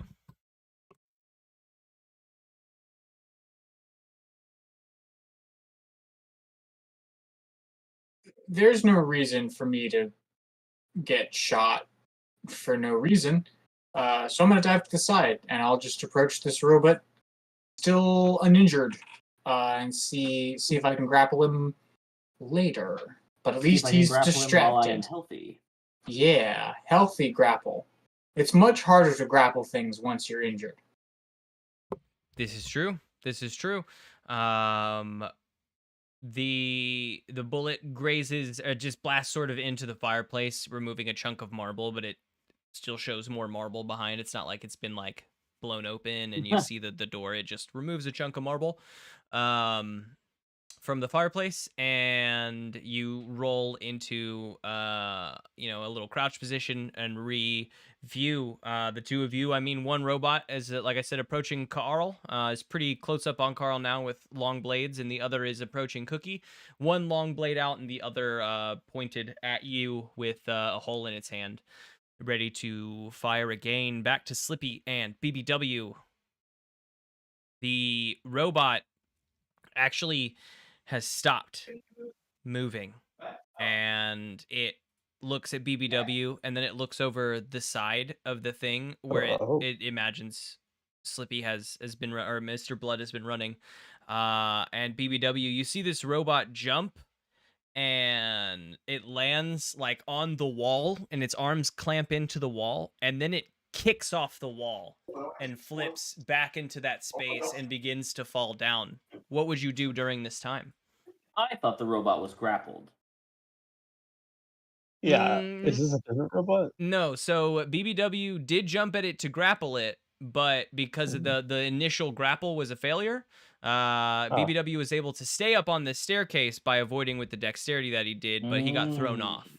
So the robot was the highest up on the staircase, but it has now jumped to the wall and then leapt off the wall, and to give itself some extra height to begin falling down this shaft, seemingly looking for Mr. Blood or doing something else. We're not 100% sure, but... Well, I mean, if I see it, I'll shoot at it. I don't know if I see it. I was giving BBW the split sort of bullet time, and then we would fall into your prepared action. Well, BBW is perplexed by how smooth that was. Yeah, it's nimble. That was quite the performance, and BBW just watches it go down. Whoa. All right, Slippy, pull me that volley. I'll give you +1 because you're prepared. You were like aiming at the spot. You know it's gonna come. 5, 6, 7, 8, 9, 10 with the +1. Jesus, 5, 6, 7, 8, 9, 10 +5. Holy cow! No, I rolled 5 on one dice, and then 2 on the other dice, I was and then 2 for my dex. Yeah, it's like, where did all these bonuses come from? 7 damage. 7 damage on a 10. So here's what happens. Slippy, this thing is falling through the air. It's about a floor above you. You stopped a couple floors down and got into a corner to peek up and wait for it. It's a couple floors below you as it begins its descent, and your bullet hits it, and it stops its beautiful sort of swan dive that it had created. It begins to sort of flop and tumble in the air. And I think BBW, you kind of, I mean, you didn't give up your turn, but you know, quote unquote gave up your turn to watch it fall. So I'll also give you a +1 to this. Is Slippy. You do the same, you were part of this. You see it, Slippy, your bullet hits it, and then as it spins around once, you see a little crack in its chassis, and you see that ignite with energy. And I want both of you to give me defy dangers, either strength, constitution, or dexterity. Unless you could think of a way out. If you could think of a way out of an explosion, totally fine. Do it. I'll do a 12 dexterity to avoid danger, sir. I thought he was about to say, I'll do a cool backflip. Blasted, I'll dead. I'll do an explain. uncool backflip in order to avoid this. Blasted, dead. Next, BBW, what do you Shrug. what do you defy danger with? Oh, goodness. I'm gonna try to do it with dexterity. Try to kind of like. I don't know. It's an explosion. Ah. Maybe try to use my energy shield. Like, I'll allow you to try to use your energy shield, but I will not give you the +1 because it was shut down because you've just used it. So if you do your, it would be defy danger constitution at normal. Please, shield turn on, please. And if it Yeah, works, your okay. shield will turn on. We have this kind of effect in place with your specific energy shield. So, oh goodness, it's or a I guess, 7. sorry, not constitution, Huh? but intelligence. So whatever your intelligence bonus is intelligence. different than your constitution. So I do add my modifier. Yeah, only the intelligence modifier. Oh, 9 total then. Huge difference. I mean, either Uh. way, it's a success. It's just like it's a big difference in modifier. You quickly, like you watch it careen down, and you see this spark in it as it spins towards you, in its descent, and you immediately know what that is. You can feel it in your bones, and you pick up your little shield, and you begin pressing it so fast. Please turn on. Please, please, please turn on. And I believe you mean you can feel it in your bolts. I'll say it does. It does turn on. It'll give you your shield for what is to come. You two see it at the same time. Slippy, you dive to the side and press yourself up against the stairwell. Actually, no. I had a better idea than that. Slippy, you're at a floor. You turn around looking frantically, where can I go? And you see a button on the wall, and you press it, and immediately that door slides open into the next, you're a few floors down, but it's another dining area. And you dive in there as the door is shutting behind you. There is an explosion in this stairwell, bigger than any I think we faced in this adventure so far. It's impactful. BBW, your shield comes up, and you can feel it take the brunt of the force of this damage. You, BBW, with your new shield in place, you can subtract that damage from this total. 4 damage. I don't know how much. I think you have 3 armor with your shield, BBW. Is that true? I have 3 armor already, and the shielding adds plus. The shielding does 1. add +1, but you gave up your old energy shield for the new energy shield. So you still have 3 armor. So it brunts that. You take 1 damage as you're blasted up against the wall. You can feel your energy shield fizzle out, and now you do not have a connection with it. So it did work for that moment, but like it seems to be off. You can feel it. It's gonna require some repairs. But it protected you from that damage and from the previous damage. So far, it's a good shield. Just needing some repairs. This explosion, it rocks this staircase. Slippy, as you even dive through and the door is shutting, it blasts that panel clean off the wall and across the room. It rocks this whole place, and you can feel, as you folks rest and the smoke is like billowing into the room, the building is beginning to kind of shake a little bit. BBW, You sit up. There is rubble around you. You look up and you can see the staircase above you has collapsed down into this stair shaft. You don't see Carissa anywhere. Carissa. Oh no. And as you, I mean, you look down, there's holes in the wall, there's cracks. You see a chunk fall out and down the building. The staircase below you is destroyed for several floors. And Carl, Cookie, you feel this thump, this bass thump from outside. It rips through your building. The whole building kind of quakes, and then rights to normal. There's a robot coming for each of you. Carl, the first robot is coming at you, hands in the slice in motion coming down. Cookie, the other arm pointed at you, fires off a plasma bolt. What do the two of you do?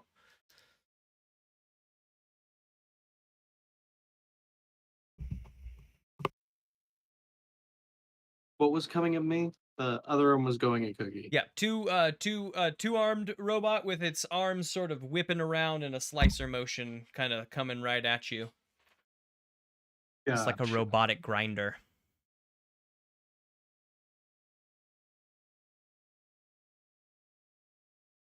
I'm gonna hold my stick out for where it's heading because it's a taser. Yeah. If its hand is heading for me, then I'll just shock it. Yeah. Give me a defy danger. You can make it Dex or Intelligence or yeah. Definitely Dex. I am a Dextopus. That is a 9, a 10, 11. Yeah, you nimbly dodge one of the blades and jam your taser spear right into the robot's arm.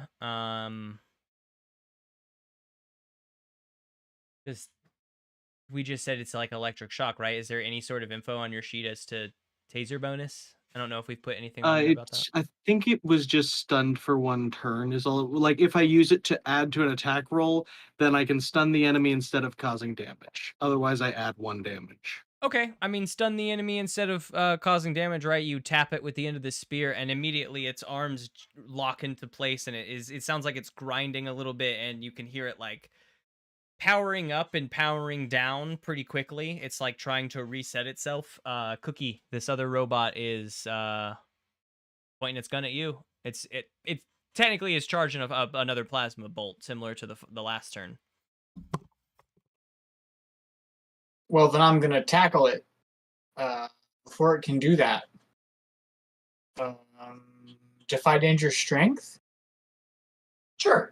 Right? Defy danger strength. That's snake eyes. So I fail that roll even with a +2. That's a 4. So I'm gonna mark experience and probably get lasered.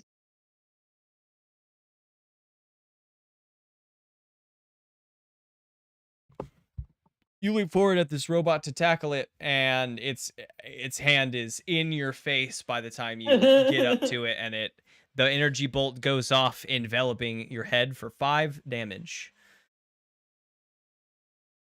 You can subtract your shield from that, of course, as it sort of blasts you in the head. I'll say that you feel a bit concussed as you hit the ground at its feet. There is one stunned next to it that is sort of trying to right itself. This one is above Cookie. Its gun arm is now pointed down at Cookie, ready for the execute shot. I'm gonna keep it with you two because that was a quick roundabout. What do the two of you do with this situation? Carl, you got one stunned in front of you. You just stunned it. The other is about to execute shot Cookie on the ground. I guess I'm gonna take a shot at both of them.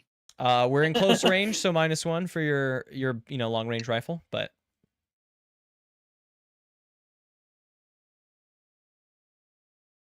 let's say 4, 5, 6, 5. oh no, 4, 5, 6, 5. Well, goodbye, gang. I think your Experience. gun jams. You go to click the first shot and your gun jams. You know that this is gonna take you a good moment to unjam. You're gonna require you to fiddle with your stuff, and that you could do that in battle, but you're gonna be definitely putting yourself up to some attacks. But your gun just sort of clicks and jams. And this robot in front of you, you can see it powers back up and it clicks a couple more times and then it rewrites itself and is ready to attack. The one is above Cookie. Cookie, what do you do? It's standing above you, charging its other shot. We're sort of bullet time. He's charging its shot is don't. pulling the trigger basically, but we're in bullet time.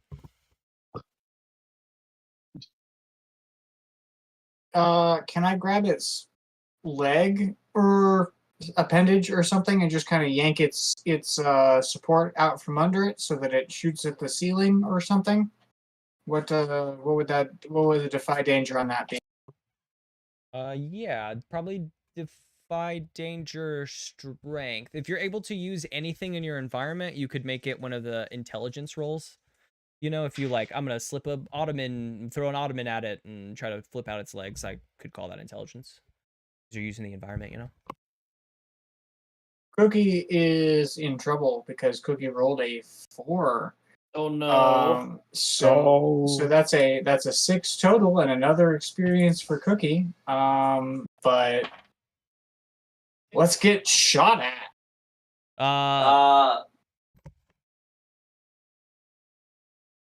3 points of damage to you. You feel zapped from above. Boom, blam, right into the. You reach up to try to grab its leg, and it just sort of kicks your hand away, and then you feel blast and concussed on the ground. Dazed. What's your health at? Just so we're aware, we're at 4.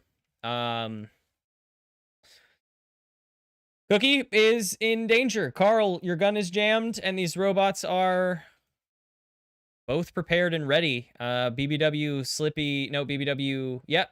Nice. I got it right. BBW, Slippy. What's up? What do you, this building, there's Slippy's smoke. gonna lean into the, I guess, shaft of where the staircase is. And Slippy's gonna lean up and he's gonna say, "Hey, BBW, Carissa, you guys good?" Carissa? You do not hear a response when you call for Carissa. I think they're good. I'm good. She's fine. Okay. sir. I'm gonna see if there's another way to get up. Slippy's gonna look for like someone who works at the hotel.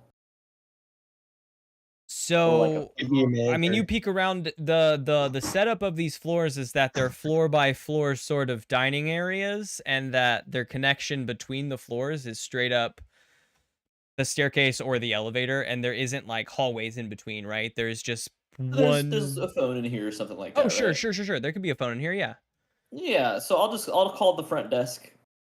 It is, you pick up the phone, you hit the button, and you can hear a static, but you hear on the other line, hello, Art, help.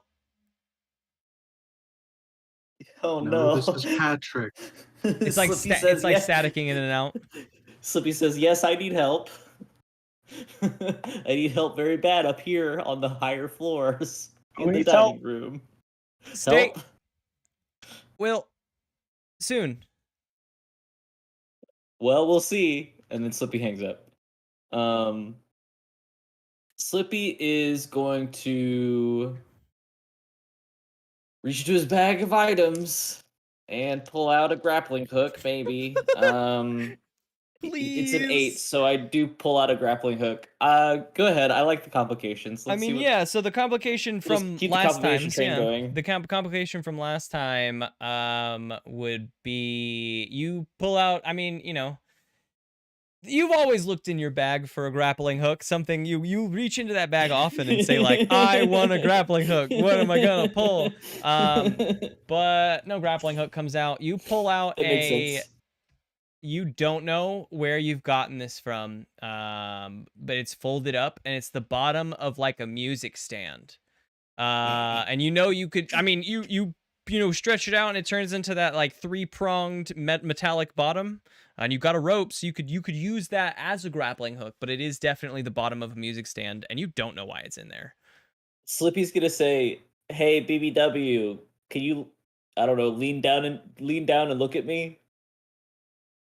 I'll lead down with just my head. I do. What's up? Can you catch this? And I sort of have the bottom of the music stand that I've wrapped rope around it. Can you catch this so I can climb up? Oh, I guess so. Okay, Hard- and then I throw it I up. thought. I mean, because if BBW doesn't catch it, you just grab the rope and pull it back up and try again. You throw it Yeah, up and yeah. it BBW catches it and locks it into the remaining rail and gives it a tug, and it seems And very I tie secure. the other end. I tie the other end to remaining rail on my end. I love it. There's like 2 Oh. floors of missing Yep. stairs in between the two of you, but you've connected them by a rope. I'm gonna climb on up. You climb on up. There's also chunks of stairs missing above here. There's another entrance to another dining room where you guys are standing, but you're missing some chunks of floor above you as well. I guess we'll start making our way upstairs and start looking for Carissa, probably. Yeah. Maybe Yeah. would that be discern realities? Yeah. I'm gonna do I've got a bad feeling about this. Actually, you know what? Even better. I've got so many things on my character sheet that apply here. I'm actually gonna do hunt and track. So I'm gonna follow Carissa's trail. I'm gonna not do it well though, because I only rolled a 5. Actually, it's a 6, but it still doesn't matter. So I'm gonna follow a trail. I think the hard part here is that there isn't really like a trail. You know that she was above BBW when this was sort of all going down. It's difficult.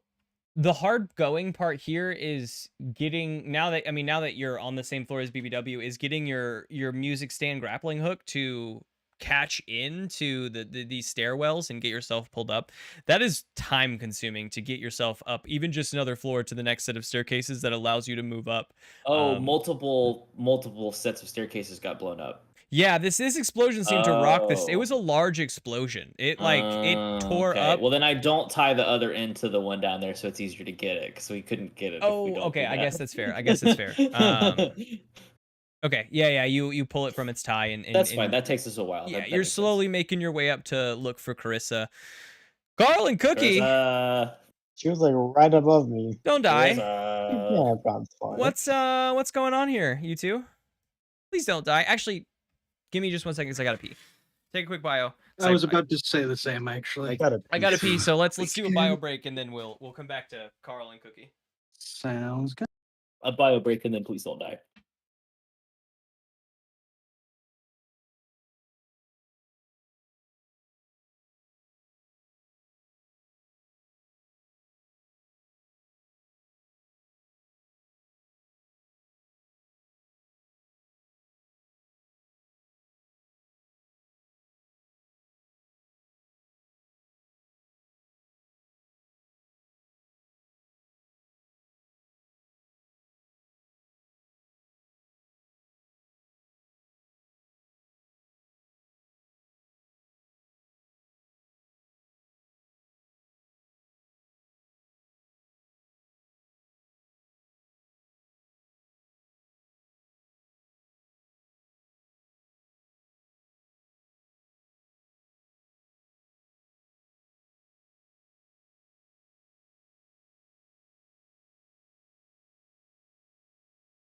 Gabe, Em will bring me by on Thursday before they go to work.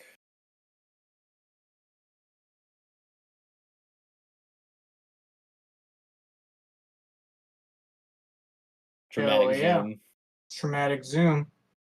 I was wondering where that was. Yeah. We on a whim basically was like, I wonder if Gabe left anything back there. We go, oh, he Yep. did indeed. He sure did. Classic Gabe leaving stuff places. I'm Babes are amazed pretty I've easy to yet to use. leave anything in an Uber. Fucking don't even say that. It's incredible. I'm in enough of them, and I leave things all over, and I've not Yeah, left one there yet. I've been taking them consistently to go up to the store to play these 40K tournament, and pretty much every time I get out, like probably for the next 5 minutes after I've gotten out, I'm like, oh man, I sure hope I didn't leave anything in there. I don't think I Did did. I hope I didn't. did Alan reach out to you about Hmm. when you were available for He sure holiday did. He hasn't parties? sent anything to me since then. Nope, me neither. I told him I was wide open this week, and I've heard nothing since. Yeah, I hope that the availability that I had was enough because I mean, I couldn't do tonight and I couldn't do tomorrow night, but other than that, Yep, I didn't I'm figure he would I'm want to do it during the week anyway. I'm wide open. You know, We're hoping that he wants to do it like Thursday or Sunday because then my M can come. I like that. I'd like to see everybody all in the same space interacting. I think that would be fun, and then I'd have M to to talk meet less. I want M to meet Dan and Alex because then I can feel if they also extend the invitation of come and hang out at our house to M also, then that feels more I see. correct. Um, Not I'm Thursdays. What I mean, I don't. M just texted me. I'm trying to early Thursdays. hmm. Huh? Oh, I understand what M is saying now. M is watching the stream. I Never see. mind. M will not be taking me over on Thursday because they work early. I forgot, so I'll just walk over there at some point because they I'll start see working you at when you 7:30, and arrive. so I don't want to be over there at 7:30. I won't be awake yet. Well, neither will I. Yep, that tracks. At the latest, have been waking up around like 10:30. That's a lie. That's at the earliest I've been waking up around 10:30. Yep. I'm usually in bed till about 10 at least. So I have no reason to be waking up that late. I just seem to. I just stay up late. Same. I stay up late, but that doesn't mean I like One thing does lead to I another. stay up just as late when I'm working, and I'm still up at 5. I don't know. Yeah, but you have to be. Somebody will come and say, "Hey, you were supposed to be up at 5 if you're not up at 5." Yeah, and then you're fired. I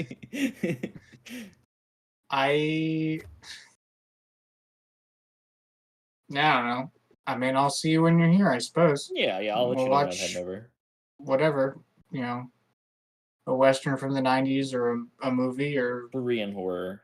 Korean horror. Hell yeah. That's what I want at noon on a Thursday. I think it'll be okay. I think it looked okay. I watched the first episode of it and it seemed fine. I don't know. Sounds like- It feels sounds like Korean horror horror seems to to me. build. So it's hard to really get a gauge on that first episode. Definitely tracks. Yeah. It seems like we have like an archaeologist and a cop and the cop's son as the main characters that I have perceived. All classic archetypes. I can't say that I was like fully paying Son of attention for cop. all of that first episode, so like I don't know. There's probably some bad guys that we are also paying attention to that I wasn't. But yeah, that's about all I know. Is that they dig up a statue and the rain turns black, and those are the characters. Oh, right. I don't like when rain does that. Yeah, the rain turns black. Are you sure it wasn't dry? And no one blood? seems to think that that's weird. No one has You a know when the problem rain turns black? with the rain being black. They're just like, it's pollution. I don't know. And I'm like, all right, you've seen some nasty pollution, friends. Yeah, if I ever feel like that, that's gonna be a bad day. That's gonna I suck. don't, pollution or not, I have to say, if the rain is black, I I'ma don't ever stay want to be used inside. to the rain I being don't- black. I don't ever want want to it. be used to that. I don't want it on me. I think it can just be on the ground, and I'll suffer later when I eat the food, I guess, that the black rain nourished or whatever. I don't know. I've been appreciating appreciating rain less and less over the past few years, especially living in a city where like you shouldn't drink the rain. Don't drink the rain. Like you shouldn't like if you lived in like when I lived in Kirksville, for instance, you could like walk around like and like let rain fall in your mouth and just like be a sad emo kid in the moment. Totally great because the rain was fine there. If you do that here, you'll get sick. There's like no middle ground. Or like some AC shit from above you will fall into your mouth and then you'll get sick. I feel like there's like a Broad City episode where Alana was walking around in the city and she was really excited and she exclaimed up into the gods and a drop from an AC unit fell down and into her eyeball and she got the worst pink eye of her entire life and it was a episode about that nastiness and I feel like that's happened to me. I didn't get pink eye but like warm summer day and I'm like, oh, it's so fucking hot and I look up and I get hit in the eye with like a splash of water and I'm like, oh fuck no. Yeah, that's a good episode, and that is the worst thing to happen. I'm gonna die. I'm gonna be blind. I'm gonna need to get a tetanus shot now inside of me. Full disclosure, I think I've only seen like an episode and a half of Broad City. But that does feel familiar. I don't know. Probably not that it actually happened, but it does feel like something that would happen to those characters in that show. Hannibal Buress says something funny about it. Exits the scene immediately. Indeed, Hannibal Buress, incredible addition to that show. He's releasing music right now, and it's very funny. Oh, I'd be interested to listen to that. He's one of the only rappers that I've ever heard use the word bumfuzzled in their raps. I'm pretty sure the next line of that song is him explaining what bumfuzzled is. So I think he uses it. Says it, then okay, then explains it. I like that. That's incredible. Okay, well one of each of our pairs is gone. So once either one returns, we will continue. I am excited that this turned into its own portion of the arc. I wasn't expecting the breakfast fight to get this intense, but was excited every step of the way when I was like, ooh, you know what else could happen?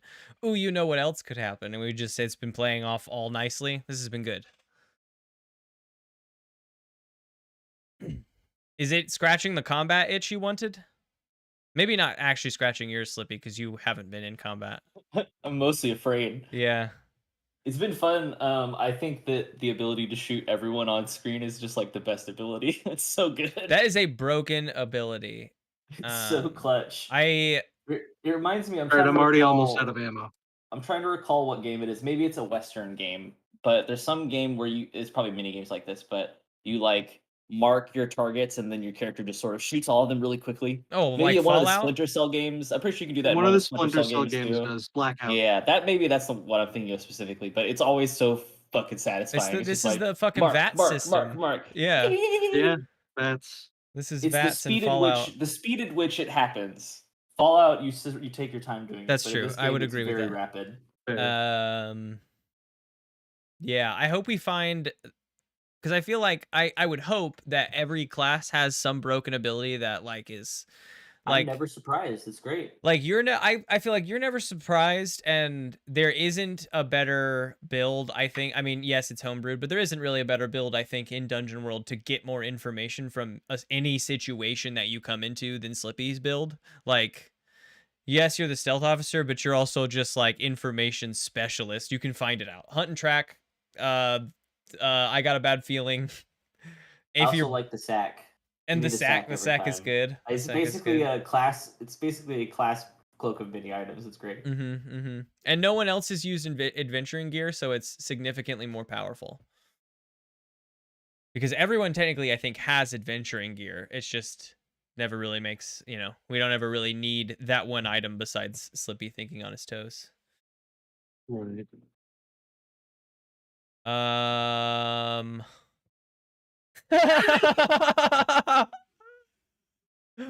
can't even vape off screen without my camera catching me.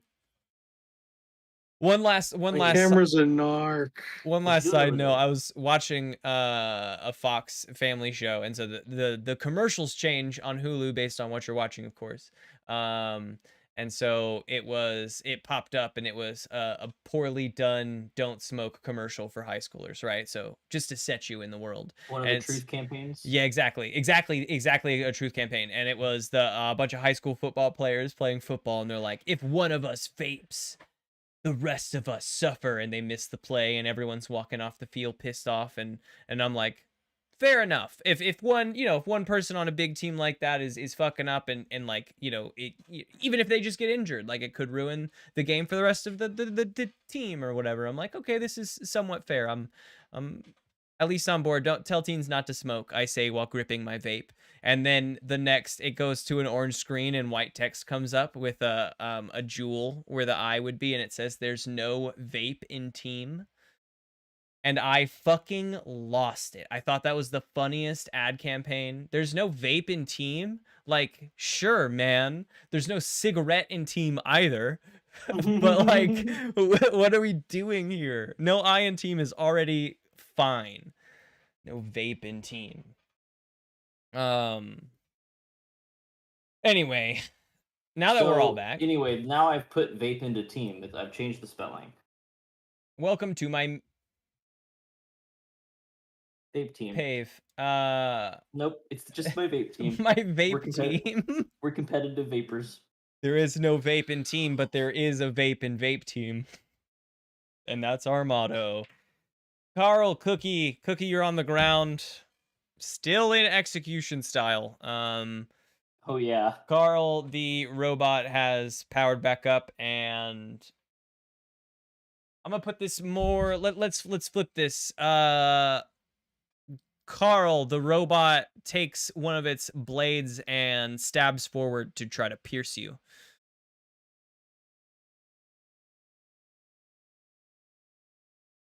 Stabbing me? Stabbing you. This fuck. I'm going to try to duck and counter. Duck and counter.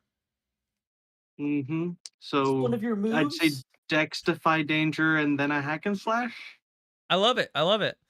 Because the bonus, about like, I don't love stacking like 3 people rolling to certain realities, right? Because if we all roll incredibly, that's 9 questions that somehow we have to answer, and that gets like, yeah. how the fuck do we do this? But I don't mind this because it, as long as you're okay with 2 rolls, then you're opening yourself up to danger 2 times. But if you succeed, you get 2 cool things. So I'm definitely down. That's a 9. For so defy? I do stumble, hesitate, or flinch on the defy danger. Worst outcome, bargain, or ugly choice. For ducking below it, Let's give you so that I can counter. Let's give you a is my -1 goal. then to your hack and slash because of your awful defy danger. Not awful, but Or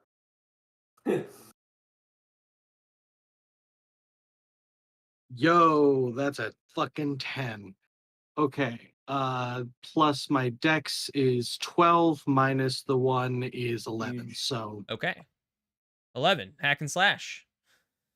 Is this Carl's first hack and slash roll?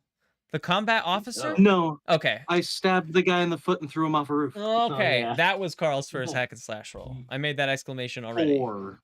Get new content, me. 4 damage, not to hit. Yes, 4 damage. You swipe, and with your dodge, I think this is well set up. You spin around, dodging the stab, and return a stab of your own, piercing the chassis of the armored robot straight through. It kind of slumps down onto your staff. Even though you don't have a stabbing weapon, you've pierced it. Cookie, what do you do? You're not at a defy danger moment like you have been in the past, so I'll allow you to make an action rather than, defying the bullet. I kind of reversed it on this round. Okay, I'm going to shoot the robot. With what? I'm going to shoot the robot with my grappling hook. Yes. Somewhere Incredible. Slippy is crying.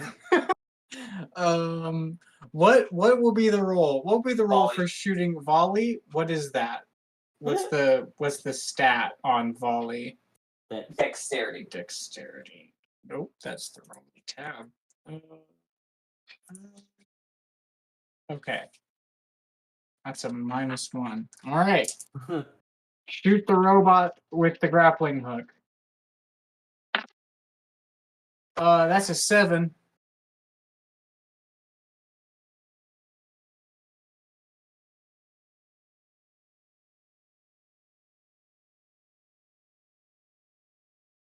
M is muted. Half of that was me thinking this is tough. It's a grappling hook. It's concerning the grappling hook, so I do need to listen. Like if this becomes unusable or something like that, then like I need to Flippy's know if gonna I have need to have hold a like funeral. midnight vigil.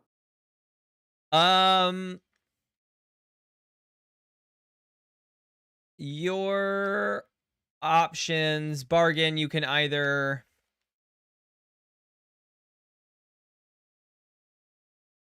cause damage, your damage, whatever your damage is, and the grappling hook is not the I mean, it's a hook and a rope. The rope is broken and it'll wind quickly. You know that when it doesn't have the tension, it winds quickly back into itself, and without the hook on it, it will be like brokenly jammed. It will require some good repair. Or you can miss and have it just grapple hook right through the window and out. You could, reel it in later, but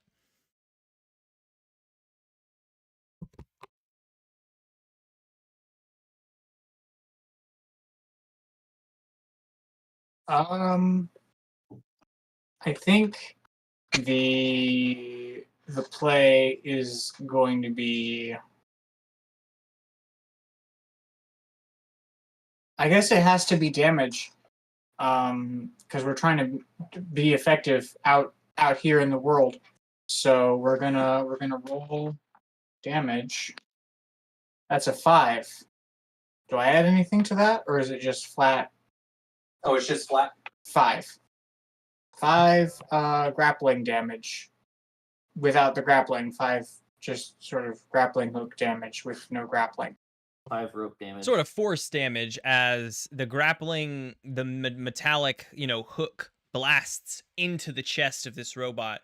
It gets into the chest of the robot and gets sort of jammed up as it's swinging down, and its downswing misses you and hits this rope, and it gets massively sort of tangled as you can hear these mechanical grinding noises from inside, and it is like powering up and powering down as it's trying to wrest this from you. And it's more that the rope just sort of breaks. Its blade is kind of nicked it a couple times and it just sort of snaps. The robot takes a couple steps in like random directions and then crumbles.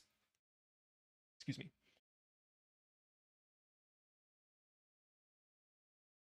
I've edited through me trying to get through that before, and it's not great, so I just stopped entirely.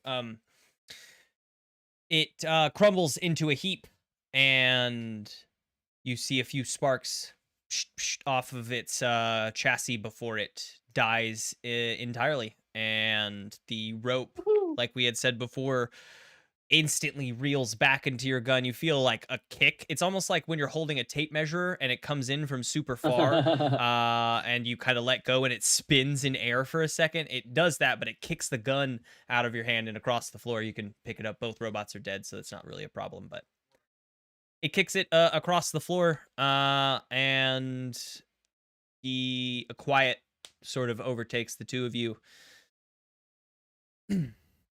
Let's flip over to BBW and Slippy. The two of you are in the stairwell. The stairs damaged and broken both above you and below you for a few floors. You're standing where you're standing too, like the concrete around you is kind of cracked and little chips are falling as you take steps. Slippy's gonna call up again. Hey, Carissa, it's me, Mr. Blood. You good? You hear There's silence for a brief moment, and then you hear stone shift on stone and then kind of crumble to the ground above you, and you hear a, I'm up here. I'm fine. That's good. We're coming up. Oh, Hopefully, okay. more help will be on the way, but we're coming. We're on our way. Okay. I'll be up here. And then we're gonna keep. At least Slippy's gonna keep making his way up. With the same method, I suppose, that we've perfected by now, surely. Yeah, you know the method. It takes you to a little bit of time, but you move up the next set of broken staircase and move up the stairs a little bit. The walls as you go up these stairs have caved in some places. Just seems like from the shockwave that extended out from that explosion. And up a couple floors and sitting next to a pile of rubble, torn clothing, but otherwise seemingly fine, is Carissa. I mean, you know, bruised and scraped, and she's sitting next to this pile of clothing, rubble. And she looks at the two of you and she says, "That was it seems that they did come after us after all. This distraction must have been a good one, huh?" Hey, nice dress. Let's 'Kay. get out of here. All right. saved you, Red Roll. Charming as always, Tombleson. I've got the moves. Would you mind helping me, robot? Or Sure. Here you go. Tombleson? I saved you a red roll. One of the ones from breakfast. She takes it and says, thanks. And I'll help you up. And you help her to her foot. It seems as if she has a damaged ankle. She's like not putting pressure on one of her feet. And yeah, you two are, I mean, the three of you are in a safer place now. You come into one of these rooms. You're a few floors below where your sort of private top floor penthouse room was. And you find some comfort in this room. The wall is mostly standing, and there aren't any servers in here. It doesn't seem like there was anyone up on this floor or any of the floors you've really been to so far up here, as you were eating. That's good. But you find comfort here in this room and a chance to relax. Quickly on over to Carl, Cookie. You two, you're standing in this room. The robots are dead, all three.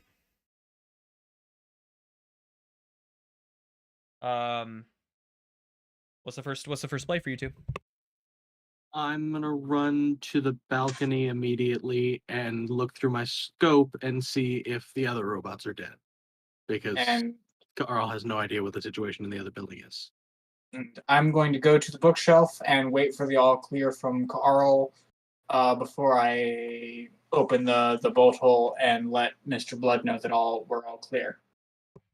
Carl, you're looking out at the other building. There is smoke rising from the top few floors of this building. You can see a chunk of the wall blasted out, revealing a staircase on the other side. The building looks pretty damaged. I think you probably put two and two together that there was that was the boom you felt. That big explosion was probably whatever caused this big hole.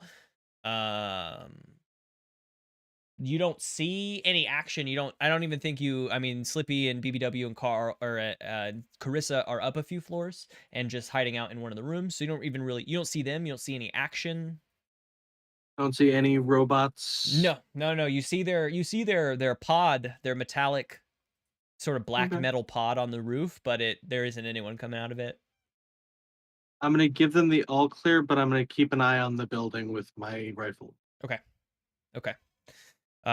Cookie receiving the all clear lets Blood out of the room. Great. And Blood comes out and he sees the damage caused to the walls and the robots, and he says, "Oh, that yet another try on Mr. Blood's life foiled. Good job, folks. I much appreciate you being so professional bodyguards. It's incredible. I knew I had the right idea in hiring the Back Atmos Star System Delta Guilds as my personal bodyguards for a mission like this. Any news on the other folks? Is everything okay with them? We got attacked. Did they happen? Did they get attacked?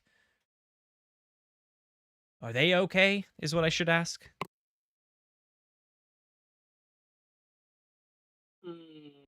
Honestly, we do not yet know.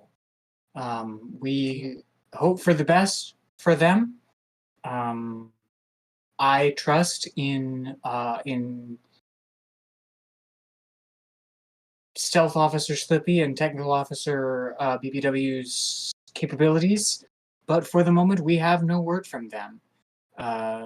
Smoke is still rising from the adjacent building, but I assume that they are fully capable of taking care of themselves.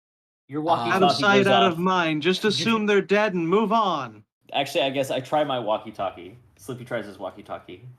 He tries to call This is what they Cookie right told now me in because combat of comedy. training. Cookie also is going to try the walkie-talkie, so hopefully we'll get in contact. It'll be funny if we both try at the same time because then neither of us will be able to hear. Slippy, come in, Slippy. Cookie does not have a walkie-talkie. I hate to reinform. It is steel taped to the bottom of a casino table. Oh my god, we didn't retrieve it. In the Grand Casino. Wait. Hold on. You can Hold borrow on. mine. Let me make my case. So, we were given a box that had all the evidence from the shooting at the casino.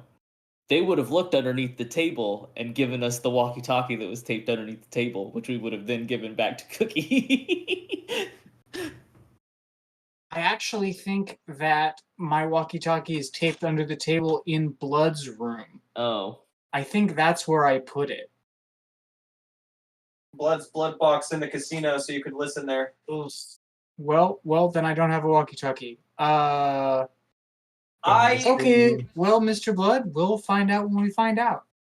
I very much actually agree with Slippy's case. That I mean you guys did retrieve all of the evidence.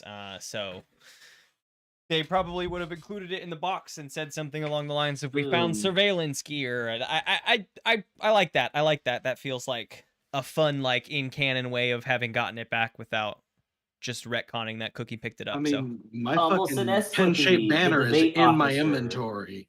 It's not going anywhere.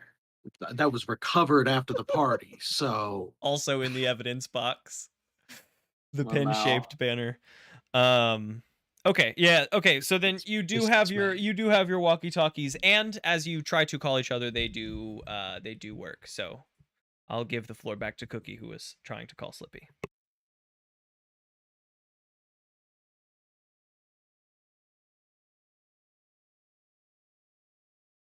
Hello, Cookie. This is Slippy. Over. This is Mr. Blood. Over. Hello, Mr. Blippy. This is also Mr. Is Blood. that Mr. Blood? What's the situation? Over.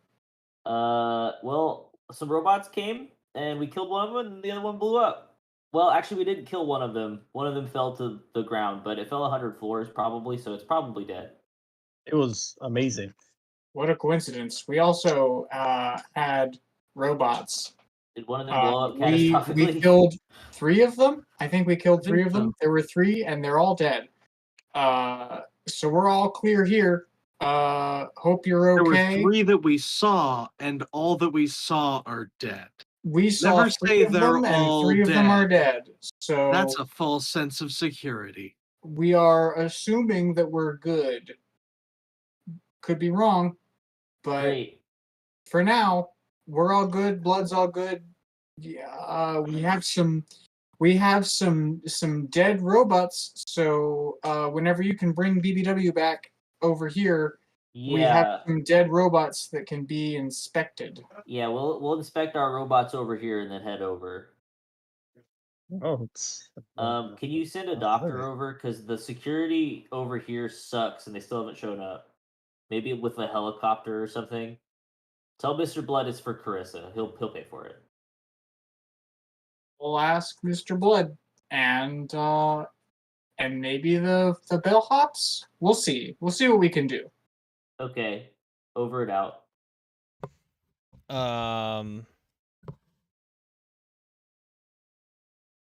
the end of this conversation, the elevator it dings for you, Slippy and BBW.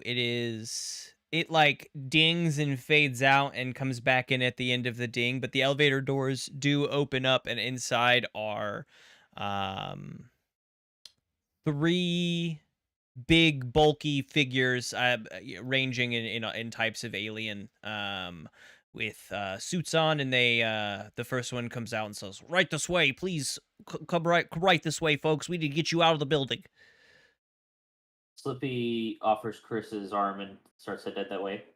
Oh, thank you. And she limps alongside of you, into the elevator.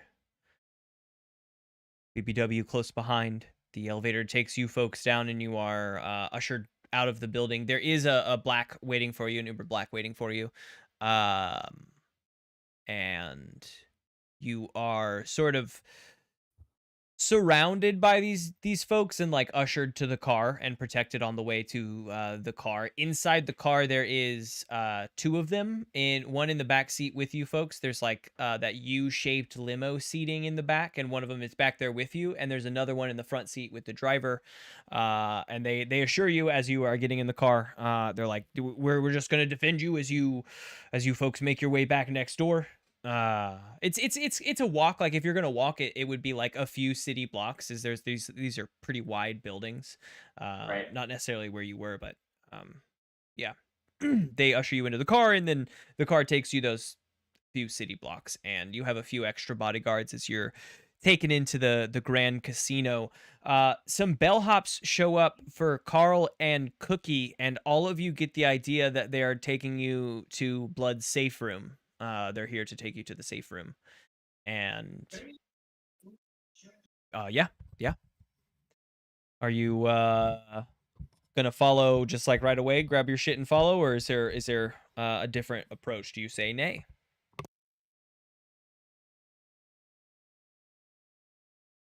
You say yay. I Yay. recommend that Blood and Ka'arl both head to the safe room. I assume Ka'arl is most prepared to defend Blood bodily. Cookie will stay in the room to sort of regroup with the others when they get back, and or communicate with the bellhops if there is anything else that needs to be communicated. Yeah, while you're pitching that, the bellhop does inform you that if you'd like, you can join, and they can just bring your crew as they arrive back at the Peacock to the safe room, if you would like to do that, or they can have them come up here when they arrive to meet you. I'd say bring them back here. Mr. Blood's safety is the most important thing on this mission, so we got to get Mr. Blood to his safe room.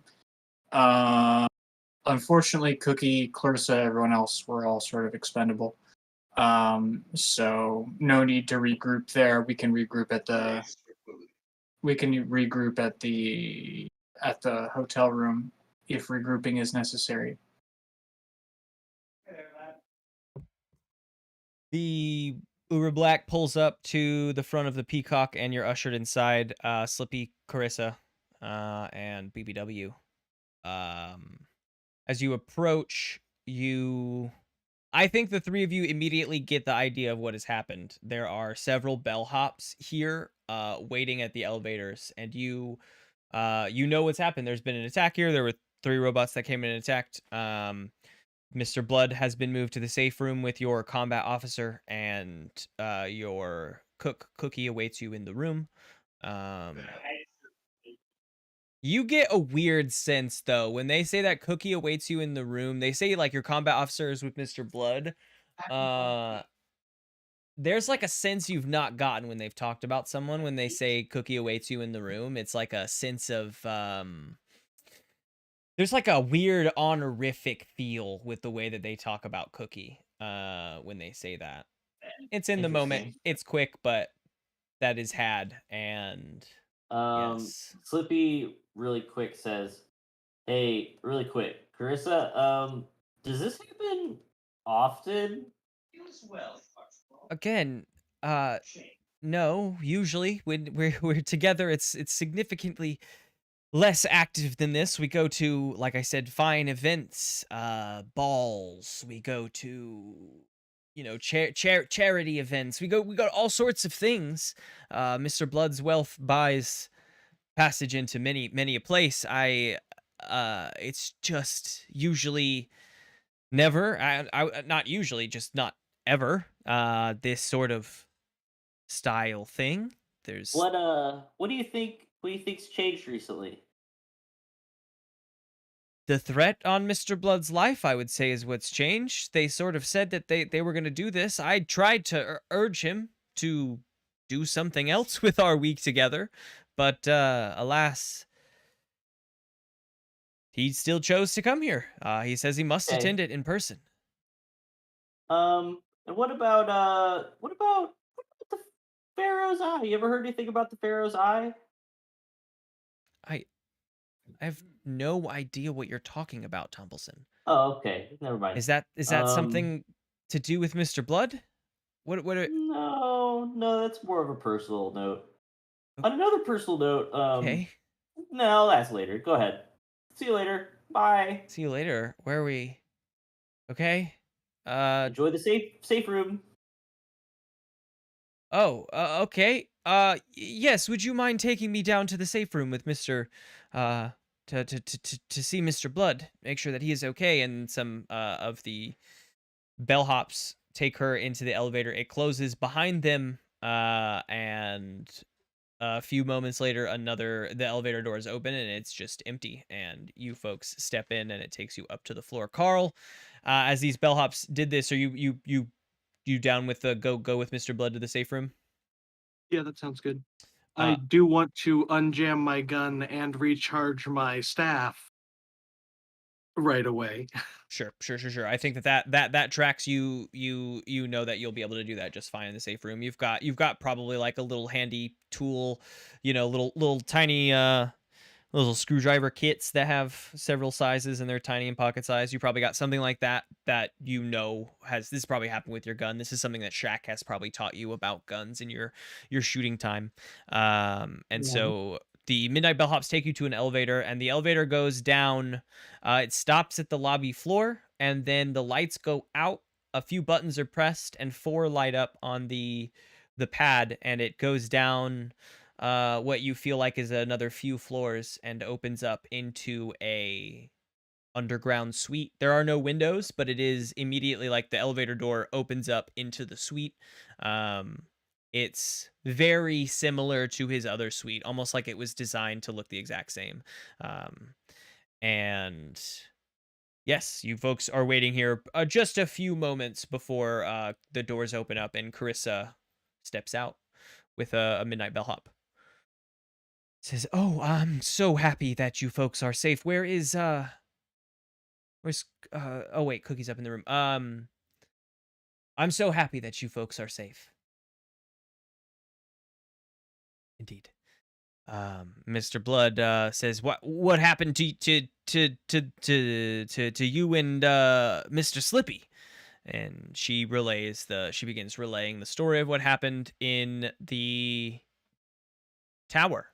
Our next door. Cookie, you're waiting in the room Explosions. for your friends to show up, and the door opens, And they do. and in walks a rather terrified Lucy. And she sees you and she says, "Oh, ooh, that was spooky, huh? There was a big bang and then lots of crashing over here, and I kind of just hid. But what's going on?" And she seems to be sort of breathing heavy and having like a little bit of a panic attack. Well, Not first things much first, for you. let's take a quick sit down. Let's calm down. Let's breathe together a little bit. Let's not panic. The danger has for you passed. Does Carissa still have the bread roll? That's an excellent question that I cannot answer. Oh. Um, it did get a little bit spicy down here, but we are professionals, and you can trust that we handle ourselves. So for the moment, the danger has passed. Slippy should be here any minute. So if you want to take a quick sit down on the couch, don't mind the blaster burns. They are in the past. How about some breakfast pizza? Horrifying. She sits down with the breakfast pizza and begins scarfing it down, and she stops for a moment. She says, Are all adventures this scary?" Not all adventures are scary like this is, if you understand. Not every adventure involves people shooting at us, but all adventures do involve an amount of risk or danger or heightened stress. You get used to it, I suppose. It's what you sign up for. If you're not ready for it, don't sign up to be a Delta Dawn exploratory committee member. Maybe be a merchant or a cook or something. Well, not a cook, because apparently cooks go on the Be a adventures different too. kind of cook. Don't be a cook. Be something else. I don't know what other than a merchant, but janitor or something. There's I only definitely know 3 jobs. some jobs out there that you could be a part of that aren't just roles in an insect colony, because that's all I know. Would you like to be in an insect colony? Not gonna repeat that. Yeah, this is a slightly more exciting than average day, but I would say that it doesn't fall outside of our job description quite yet. Enjoy your pizza, though. How's that going? Oh, it's really good, and she continues to just like smash this pizza.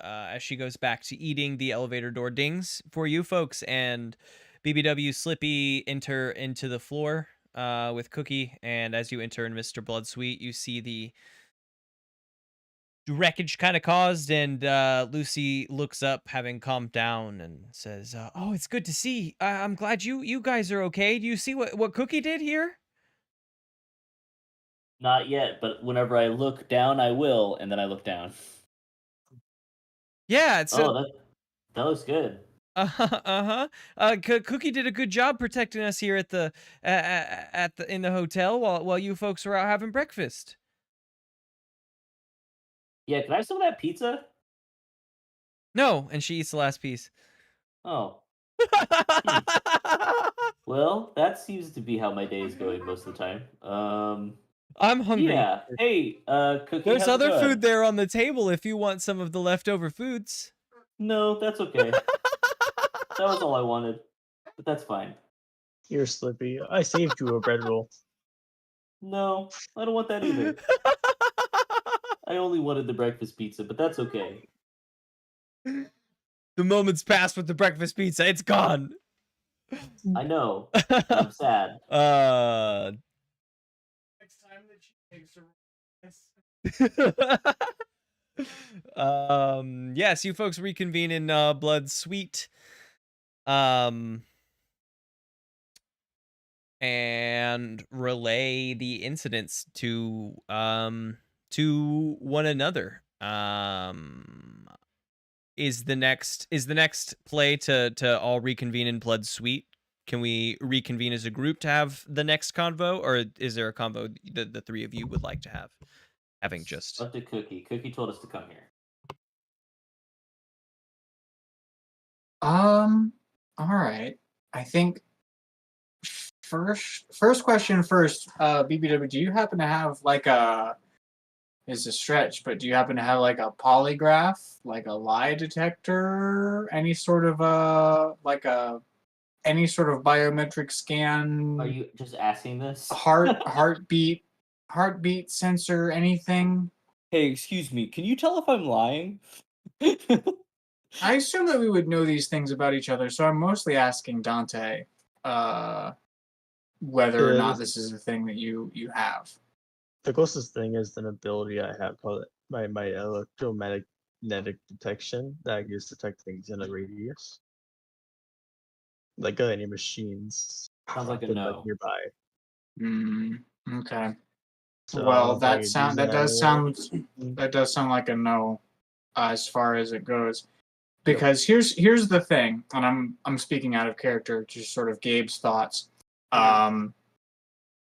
We got hit in both locations at the same time. And that means that someone gave my ingenious plan away.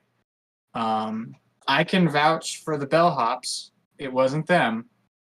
And I assume that it was none of us. Which leaves us. I'm sorry. It leaves us two suspects. Either Blood himself or Carissa.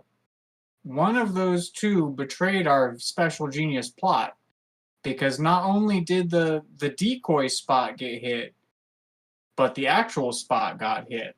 And only the people in the room knew that there were both of those spots. So one of those two has to be in on the plot. I think I agree. Carissa is a scheming, conniving, manipulative, but were you able to extract any information from her that would suggest that that was the case? Were you able to extract any information from her at all? Not in this scenario. I'm just speaking from past experiences. I thought more of you, Slippy. You shouldn't have. But noted. That's on you. I will say that these seem like extremely, whoever's after this guy, extremely wealthy. Carissa doesn't strike me as someone who's very wealthy, but Carissa does strike me as someone who would know more than one extremely wealthy person. But I agree with you. I think that this is probably the closest thing to a lead that we have right now. It's one of those two. Do we want to? That being said, if this is somebody who really wants someone gone, it seems like a pretty standard play to go at where they live and then where at. Because I'm not gonna lie to you, I felt like I was very convincing in Mr. Blood, but I don't know how everyone else felt.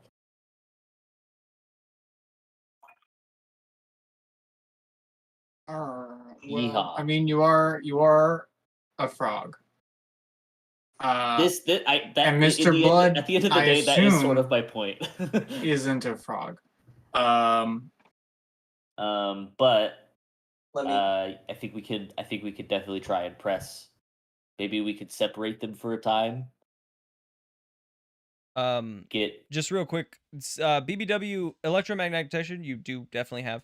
Your command of machines, command of robots, where you could like make them do something. If they're a robot, could be, it's not like a lie detector, but at least minimum you could force a robot to tell the truth if you're talking to it.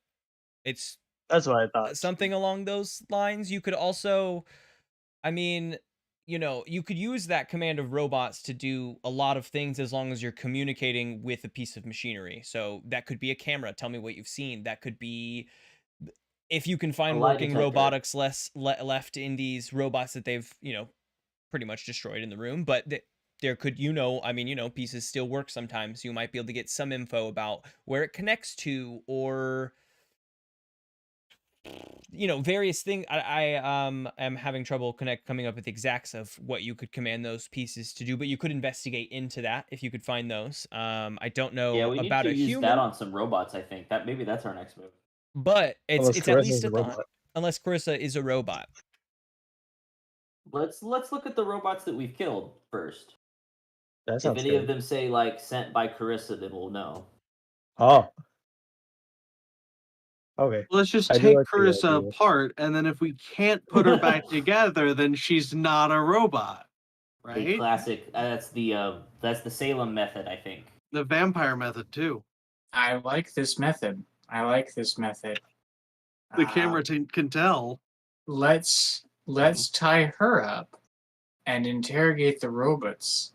And if the robots don't give us any leads, then we can start deconstructing Carissa. I Wait, don't know how. why don't we just And feed then her if an egg? Carissa doesn't give us any leads, then Mr. Blood has hired an assassin on himself. Maybe Which we is should- possible, but we have no motive. I would Feed her an egg. I was about Either to say we she's- should it doesn't interrogate work, Mr. she's a Blood, but I don't think we robot. should interrogate Mr. Blood. That seems rude. I don't think Or we should interrogate him yet. doesn't We do should that. we should eliminate all other possibilities.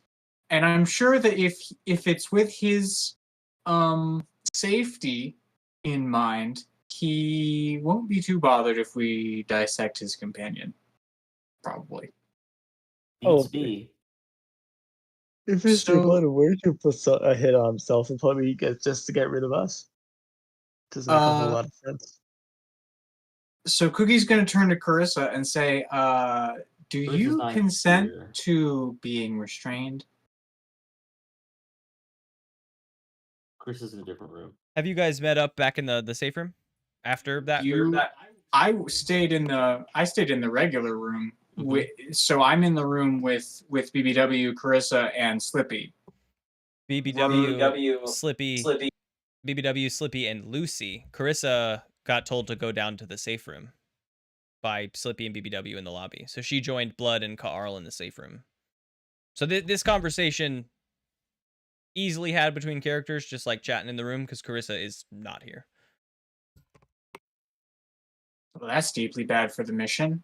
Once again, our two suspects are together, and we cannot discern their motives and actions apart from one another. We could just separate them.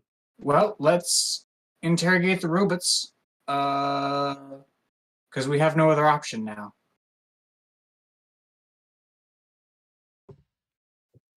Yeah, Get him, BBW. makes sense to me. Oh. So what?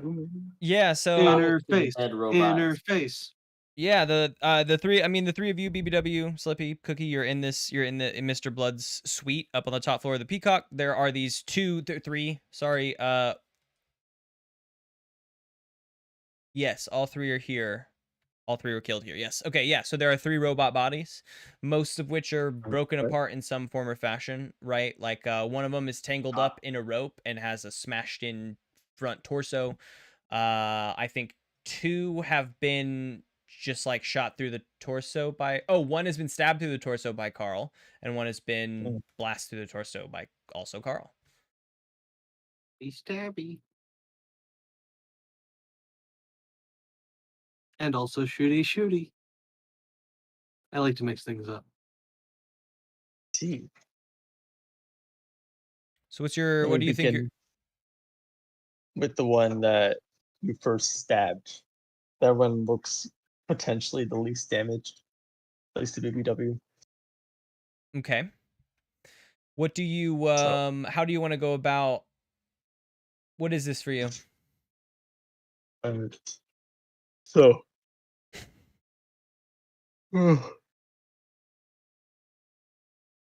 use my commands of robots. Okay. I'm gonna command this robot. Hear me out. I'm gonna see. I want to first ask us to wake up and just tell us what happened. Okay. I want to know its purpose. Okay. Give me that command of robots roll. That's a 9. What is 7 to 9 range on command of robots? I can parlay with the robot by offering it data, power, or proper usage. So I'll say, robot, I'm gonna need you to wake up, and I'll give you some more ability to walk around. Does that sound like fun? I'm gonna need you to tell us what happened, though. I think it. So you command the robot to turn on. Start there. Parts of the robot begin powering up, and I think you get a sense of it's like as you're connected with the robot. I imagine like via Bluetooth style connection, some sort of direct connection with the robot itself. You can feel pieces of it light up, like come on online, but its system is like cycling and trying to get everything on at once, and so different systems come up and then power down and come up and power down, and the whole thing is like trying to come on all at the same time. um I think what were you were offering? It sounded like power of those three, Yeah, power, data, or yeah, that's perfect. You're going I give it to like a battery. you know that you can power this robot back up, but you're gonna have to provide some of your own power in order to do that. Yep. And I think with that, you plug in a cable. You feel you feel energy drained from you. I think it is -2 health, just like 2 straight off the dome health. As this thing, you feel the system cycle together once finally, and it clicks back on, and the robot is like clunking in place. It's like trying to right itself, but it's unable to move. It seems like whatever was damaged in its chest is like keeping most of its body and limbs um from moving particularly well. But it is up and online at least now. What is the next step? Neat. Well, welcome alive. Can you tell us why you're in this place at this time? Let's roll again. You get almost like PNG images sent to you. You get Airdropping these things in my head. Okay. exactly, yeah, just like I think one image, and that is just an image of Mr. Blood. It like contextually to our world, like whenever we see like a James Bond movie where they're like, I kill this person, and then it's like a weird grayed image with a crosshair on it, right? And it's targeting some random, it's like exactly like that, and there's a zoomed in square at the top portion of that with Mr. Blood's face. It's here to kill Mr. Blood. That's the only thing.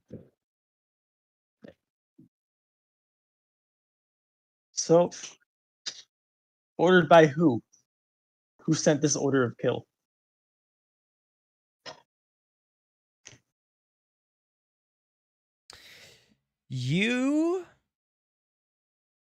It tells you, I mean, through the ones and zeros. I imagine that it doesn't have like a vocal box. It doesn't have like a speech box, so it's not speaking out loud. But I imagine that this is very similar to the way that the Midnight Bellhops sort of,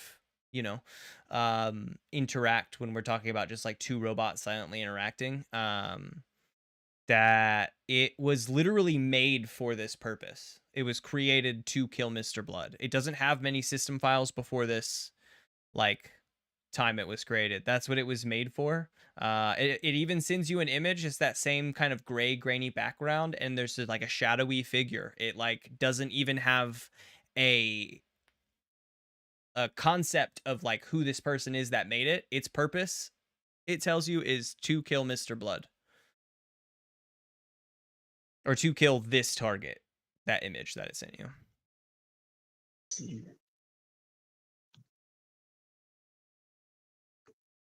Has it ever been to a birthday party? I'm gonna ask it that. And would it like to? You get a sense of curiosity from the robot. It doesn't birthday party? Or like send some files back in to its like whatever might it has, and just send it some images of like spreads of food and like people dancing, random stuff like that. It's all like a party. It seems very intrigued. It seems like, yes, it would love a birthday party thrown for it, or at least some form of celebration thrown for it. Okay. 100%. It sounds like this robot's on board. On board with what? It requests a definitely- party hat from you. I'm gonna strap it onto its head. When you strap the party hat onto this robot's head, you get a sense one, and it is like one rapid fire after another, like 2 emails almost. One, thank you, like appreciation. It feels appreciated for a brief moment, and then you get a data point. The 2 pods came from a large ship in orbit around the planet. And that's as it sends you that, and you like get that image in your head, and you're able to like, you know, see it. And I think for you, when you see that kind of stuff, you just have it in your data files, but it starts to like flicker and cut out, and you see the system cycling in this robot begin to become asymmetric again, and parts of it, like one of the arms, kind of jolts out to the side and vibrates a little bit, and then the whole thing just sort of shuts down piece by piece. And you try to make some, like the connection you made with it, even though it was powered down and it had been stabbed, you try to make that basic connection again, even for just like a power back on command, and it is totally like dead. All the pieces are kind of fried. Birthday, date. Rest easy and party hard. Well, I found out a couple things at least. It looks like this robot was specifically made to just kill Mr. Blood. That's not good. No, I didn't say anything about Carissa though. But the whole thing, there appears to be some sort of thing outside the planet. That's where it came from. Huh. Well, that's definitely something that we can ask Mr. Blood about whenever we interrogate him. Sounds exciting. I'm gonna take my party hat back. How long until the horse race? I mean, it is starting in like a few hours. Oh no. Yeah, it's not like very far out before Mr. Blood should wanting to be heading to the horse races. The robot, Gabe, well, after you had walked away, got BBW. BBW got it intrigued about that birthday party, and BBW strapped a hat on its head. And it powered down very soon after giving one last data file from locations that the pods came from, which is a ship in orbit around the planet, as appreciation for the birthday hat.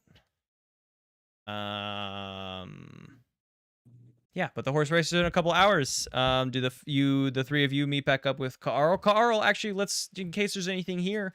I mean, Carissa gets off the elevator, and they have that short conversation. I'm glad you're okay. That must be awful.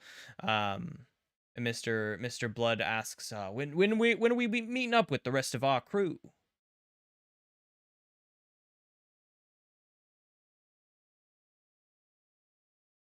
When we're ready. Okay. He looks at a clock on the wall. He says the races are starting in a couple hours here. We gotta get moving. We want to have some pre-race snacks there in the blood box.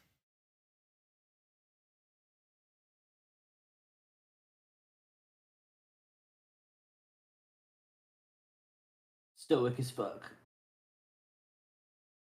This is the whole reason I'm here. If I could have just missed it and listened to the results of the race, then I would have never come after a threat on my life. But this sort of I gotta see it with my own eyes. I got lots of money riding on this race. Okay. So let's get you to the race, I guess. Are we meeting up with the rest of your crew? We heading there right now. Yeah. Let's take the whole crew and let's head to the race. Perfect. I like that a lot. Cookie, Slippy, BBW. Do you folks, after that conversation, the robot shuts down? Are you three heading to the safe room? So I think we. Slippy looks over at Lucy and Slippy goes, "Hey Lucy, you good? You good?" Yeah, I feel much better after that pizza. I feel refreshed and invigorated. Yeah, that's Fortified, great. if I had to choose a word.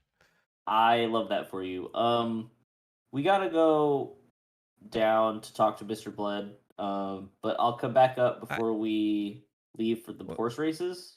Hey, so things got pretty wiry here. Maybe I just sort of come with you guys this time? Because what if they come back while you guys are gone?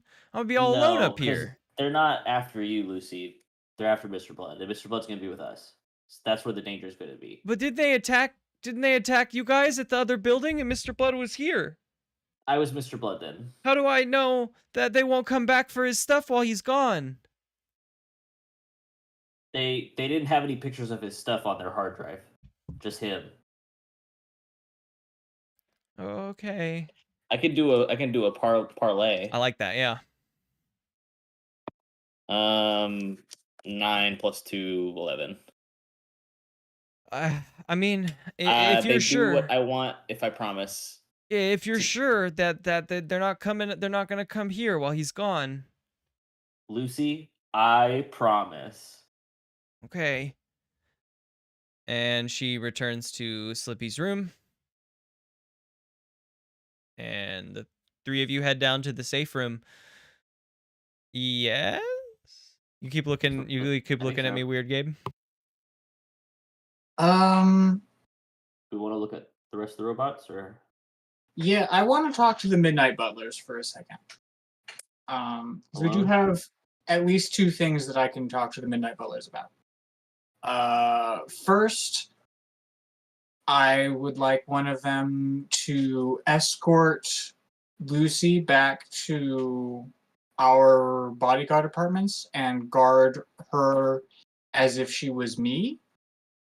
I think that should do the job as far as Lucy's safety is concerned.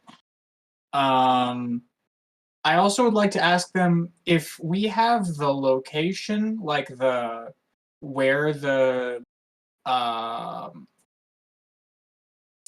robots came from, the ship in orbit, if they were able to pull any details about that ship. I assume they'd have to give some sort of like planetary docking details to some sort of agency that the Midnight Butlers might be able to access, since they seem to be pretty ubiquitous and trustworthy among this planet. So if we can get any information on that ship, that would be good. And then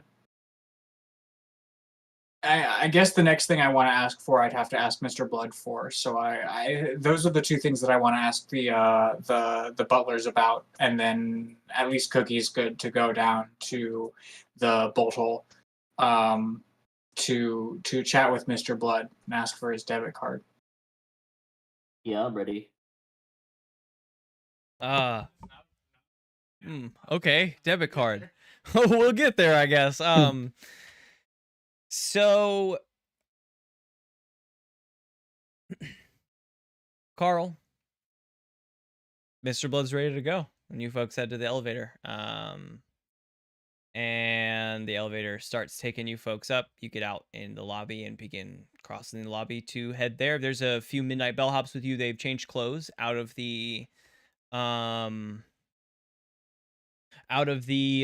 bellhop attire and into a little bit more street clothes. It's still kind of fancy, and you get the sense that they're here to help with be an extra few hands with bodyguard, and that whenever one of them stops off and tells you, more or less, that they will go tell the rest of your crew that you folks are getting an Uber Black and heading towards the stadium. Cookie, it is not long before a bellhop comes up the elevator with a file in hand. Actually, they don't use files. Fuck that. They just give you the information you need, right? So they one bellhop did depart with Lucy and entered into Slippy's room with her and closed the door behind. You get a sense that it will protect her with it with as much life as it has. A little bit of a joke there, as it doesn't feel like it's living, but gives you a thumbs up anyway as it closes the door.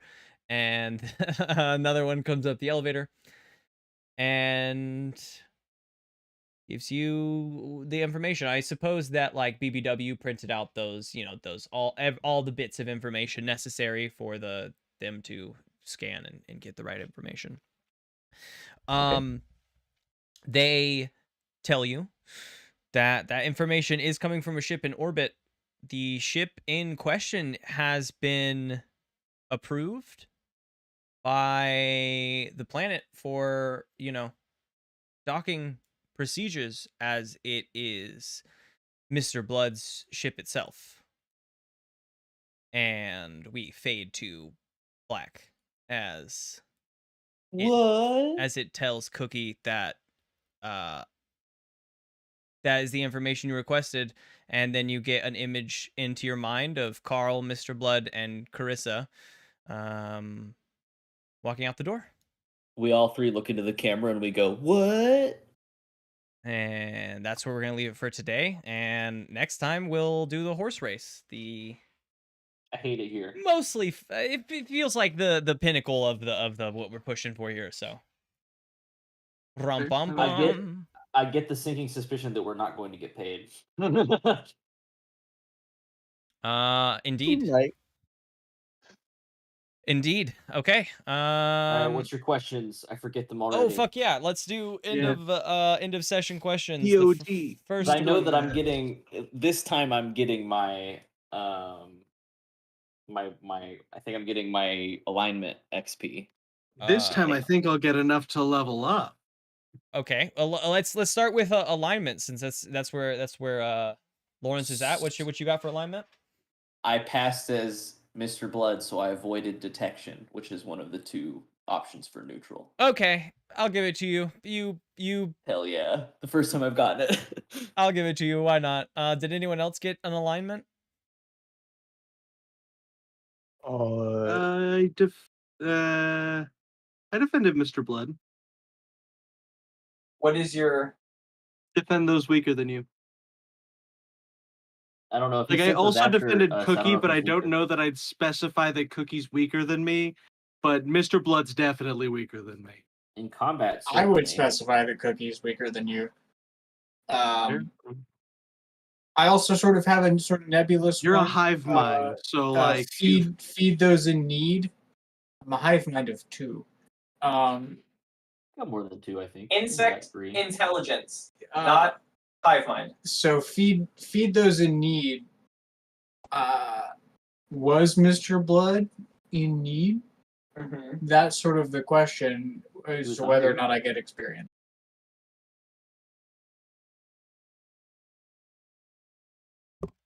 These are both ethereal, and BBW's is use your machines to help someone with no, you know, hope of reward or whatever. And I would actually say that all three of you basically ethereally got it. BBW got his, he helped that robot feel a sense of, you know, appreciation, and that, like, you know, it did not tell you it was giving you more information for you, you know, giving in that kindness as it was dying. And I feel like that was a kind moment. So I'll everyone gets 1 experience for their alignment right there. Because I agree with, you know, Cookie is feed those in need. He needed breakfast, and so he got breakfast. Oh, and you fed Lucy.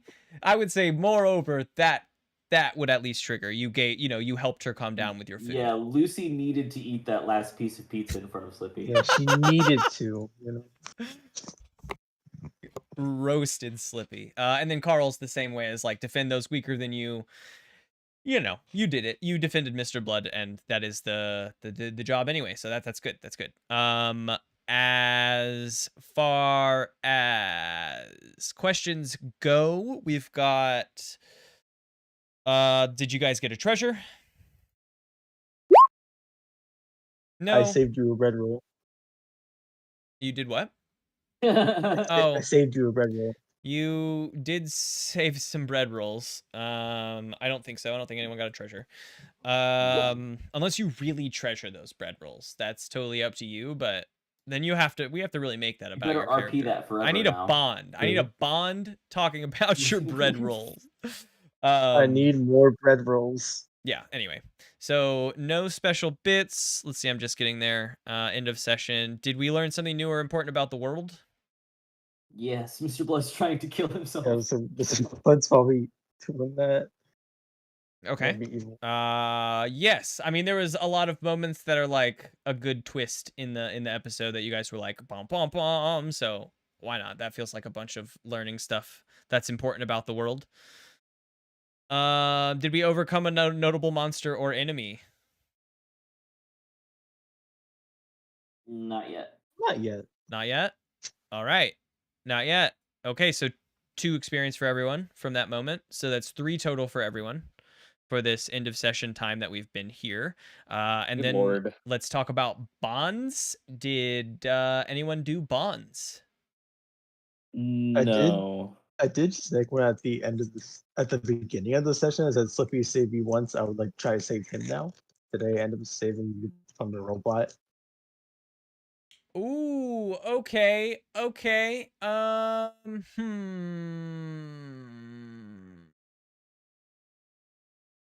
do you feel about that? That's I mean, you guys were in that situation. Do you think that BBW feels that he saved Slippy in that situation? Does BBW feel more secure in that? That is, I think, a question for you. I would say it's not quite significant enough. No, not yet.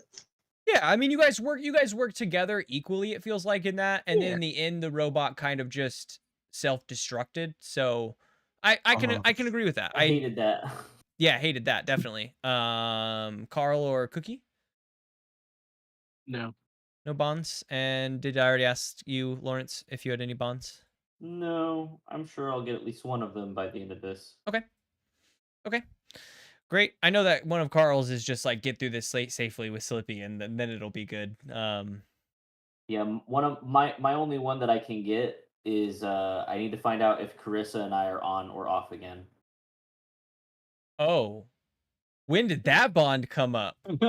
That I solved my last one with BBW, and so that's the most recent one that I've added because the other 2 don't have people on this planet. So Yeah, no, I I like that, and it's not really one that could have come up like and made sense until Carissa showed up. Exactly. So no, I love that. That's some good stuff.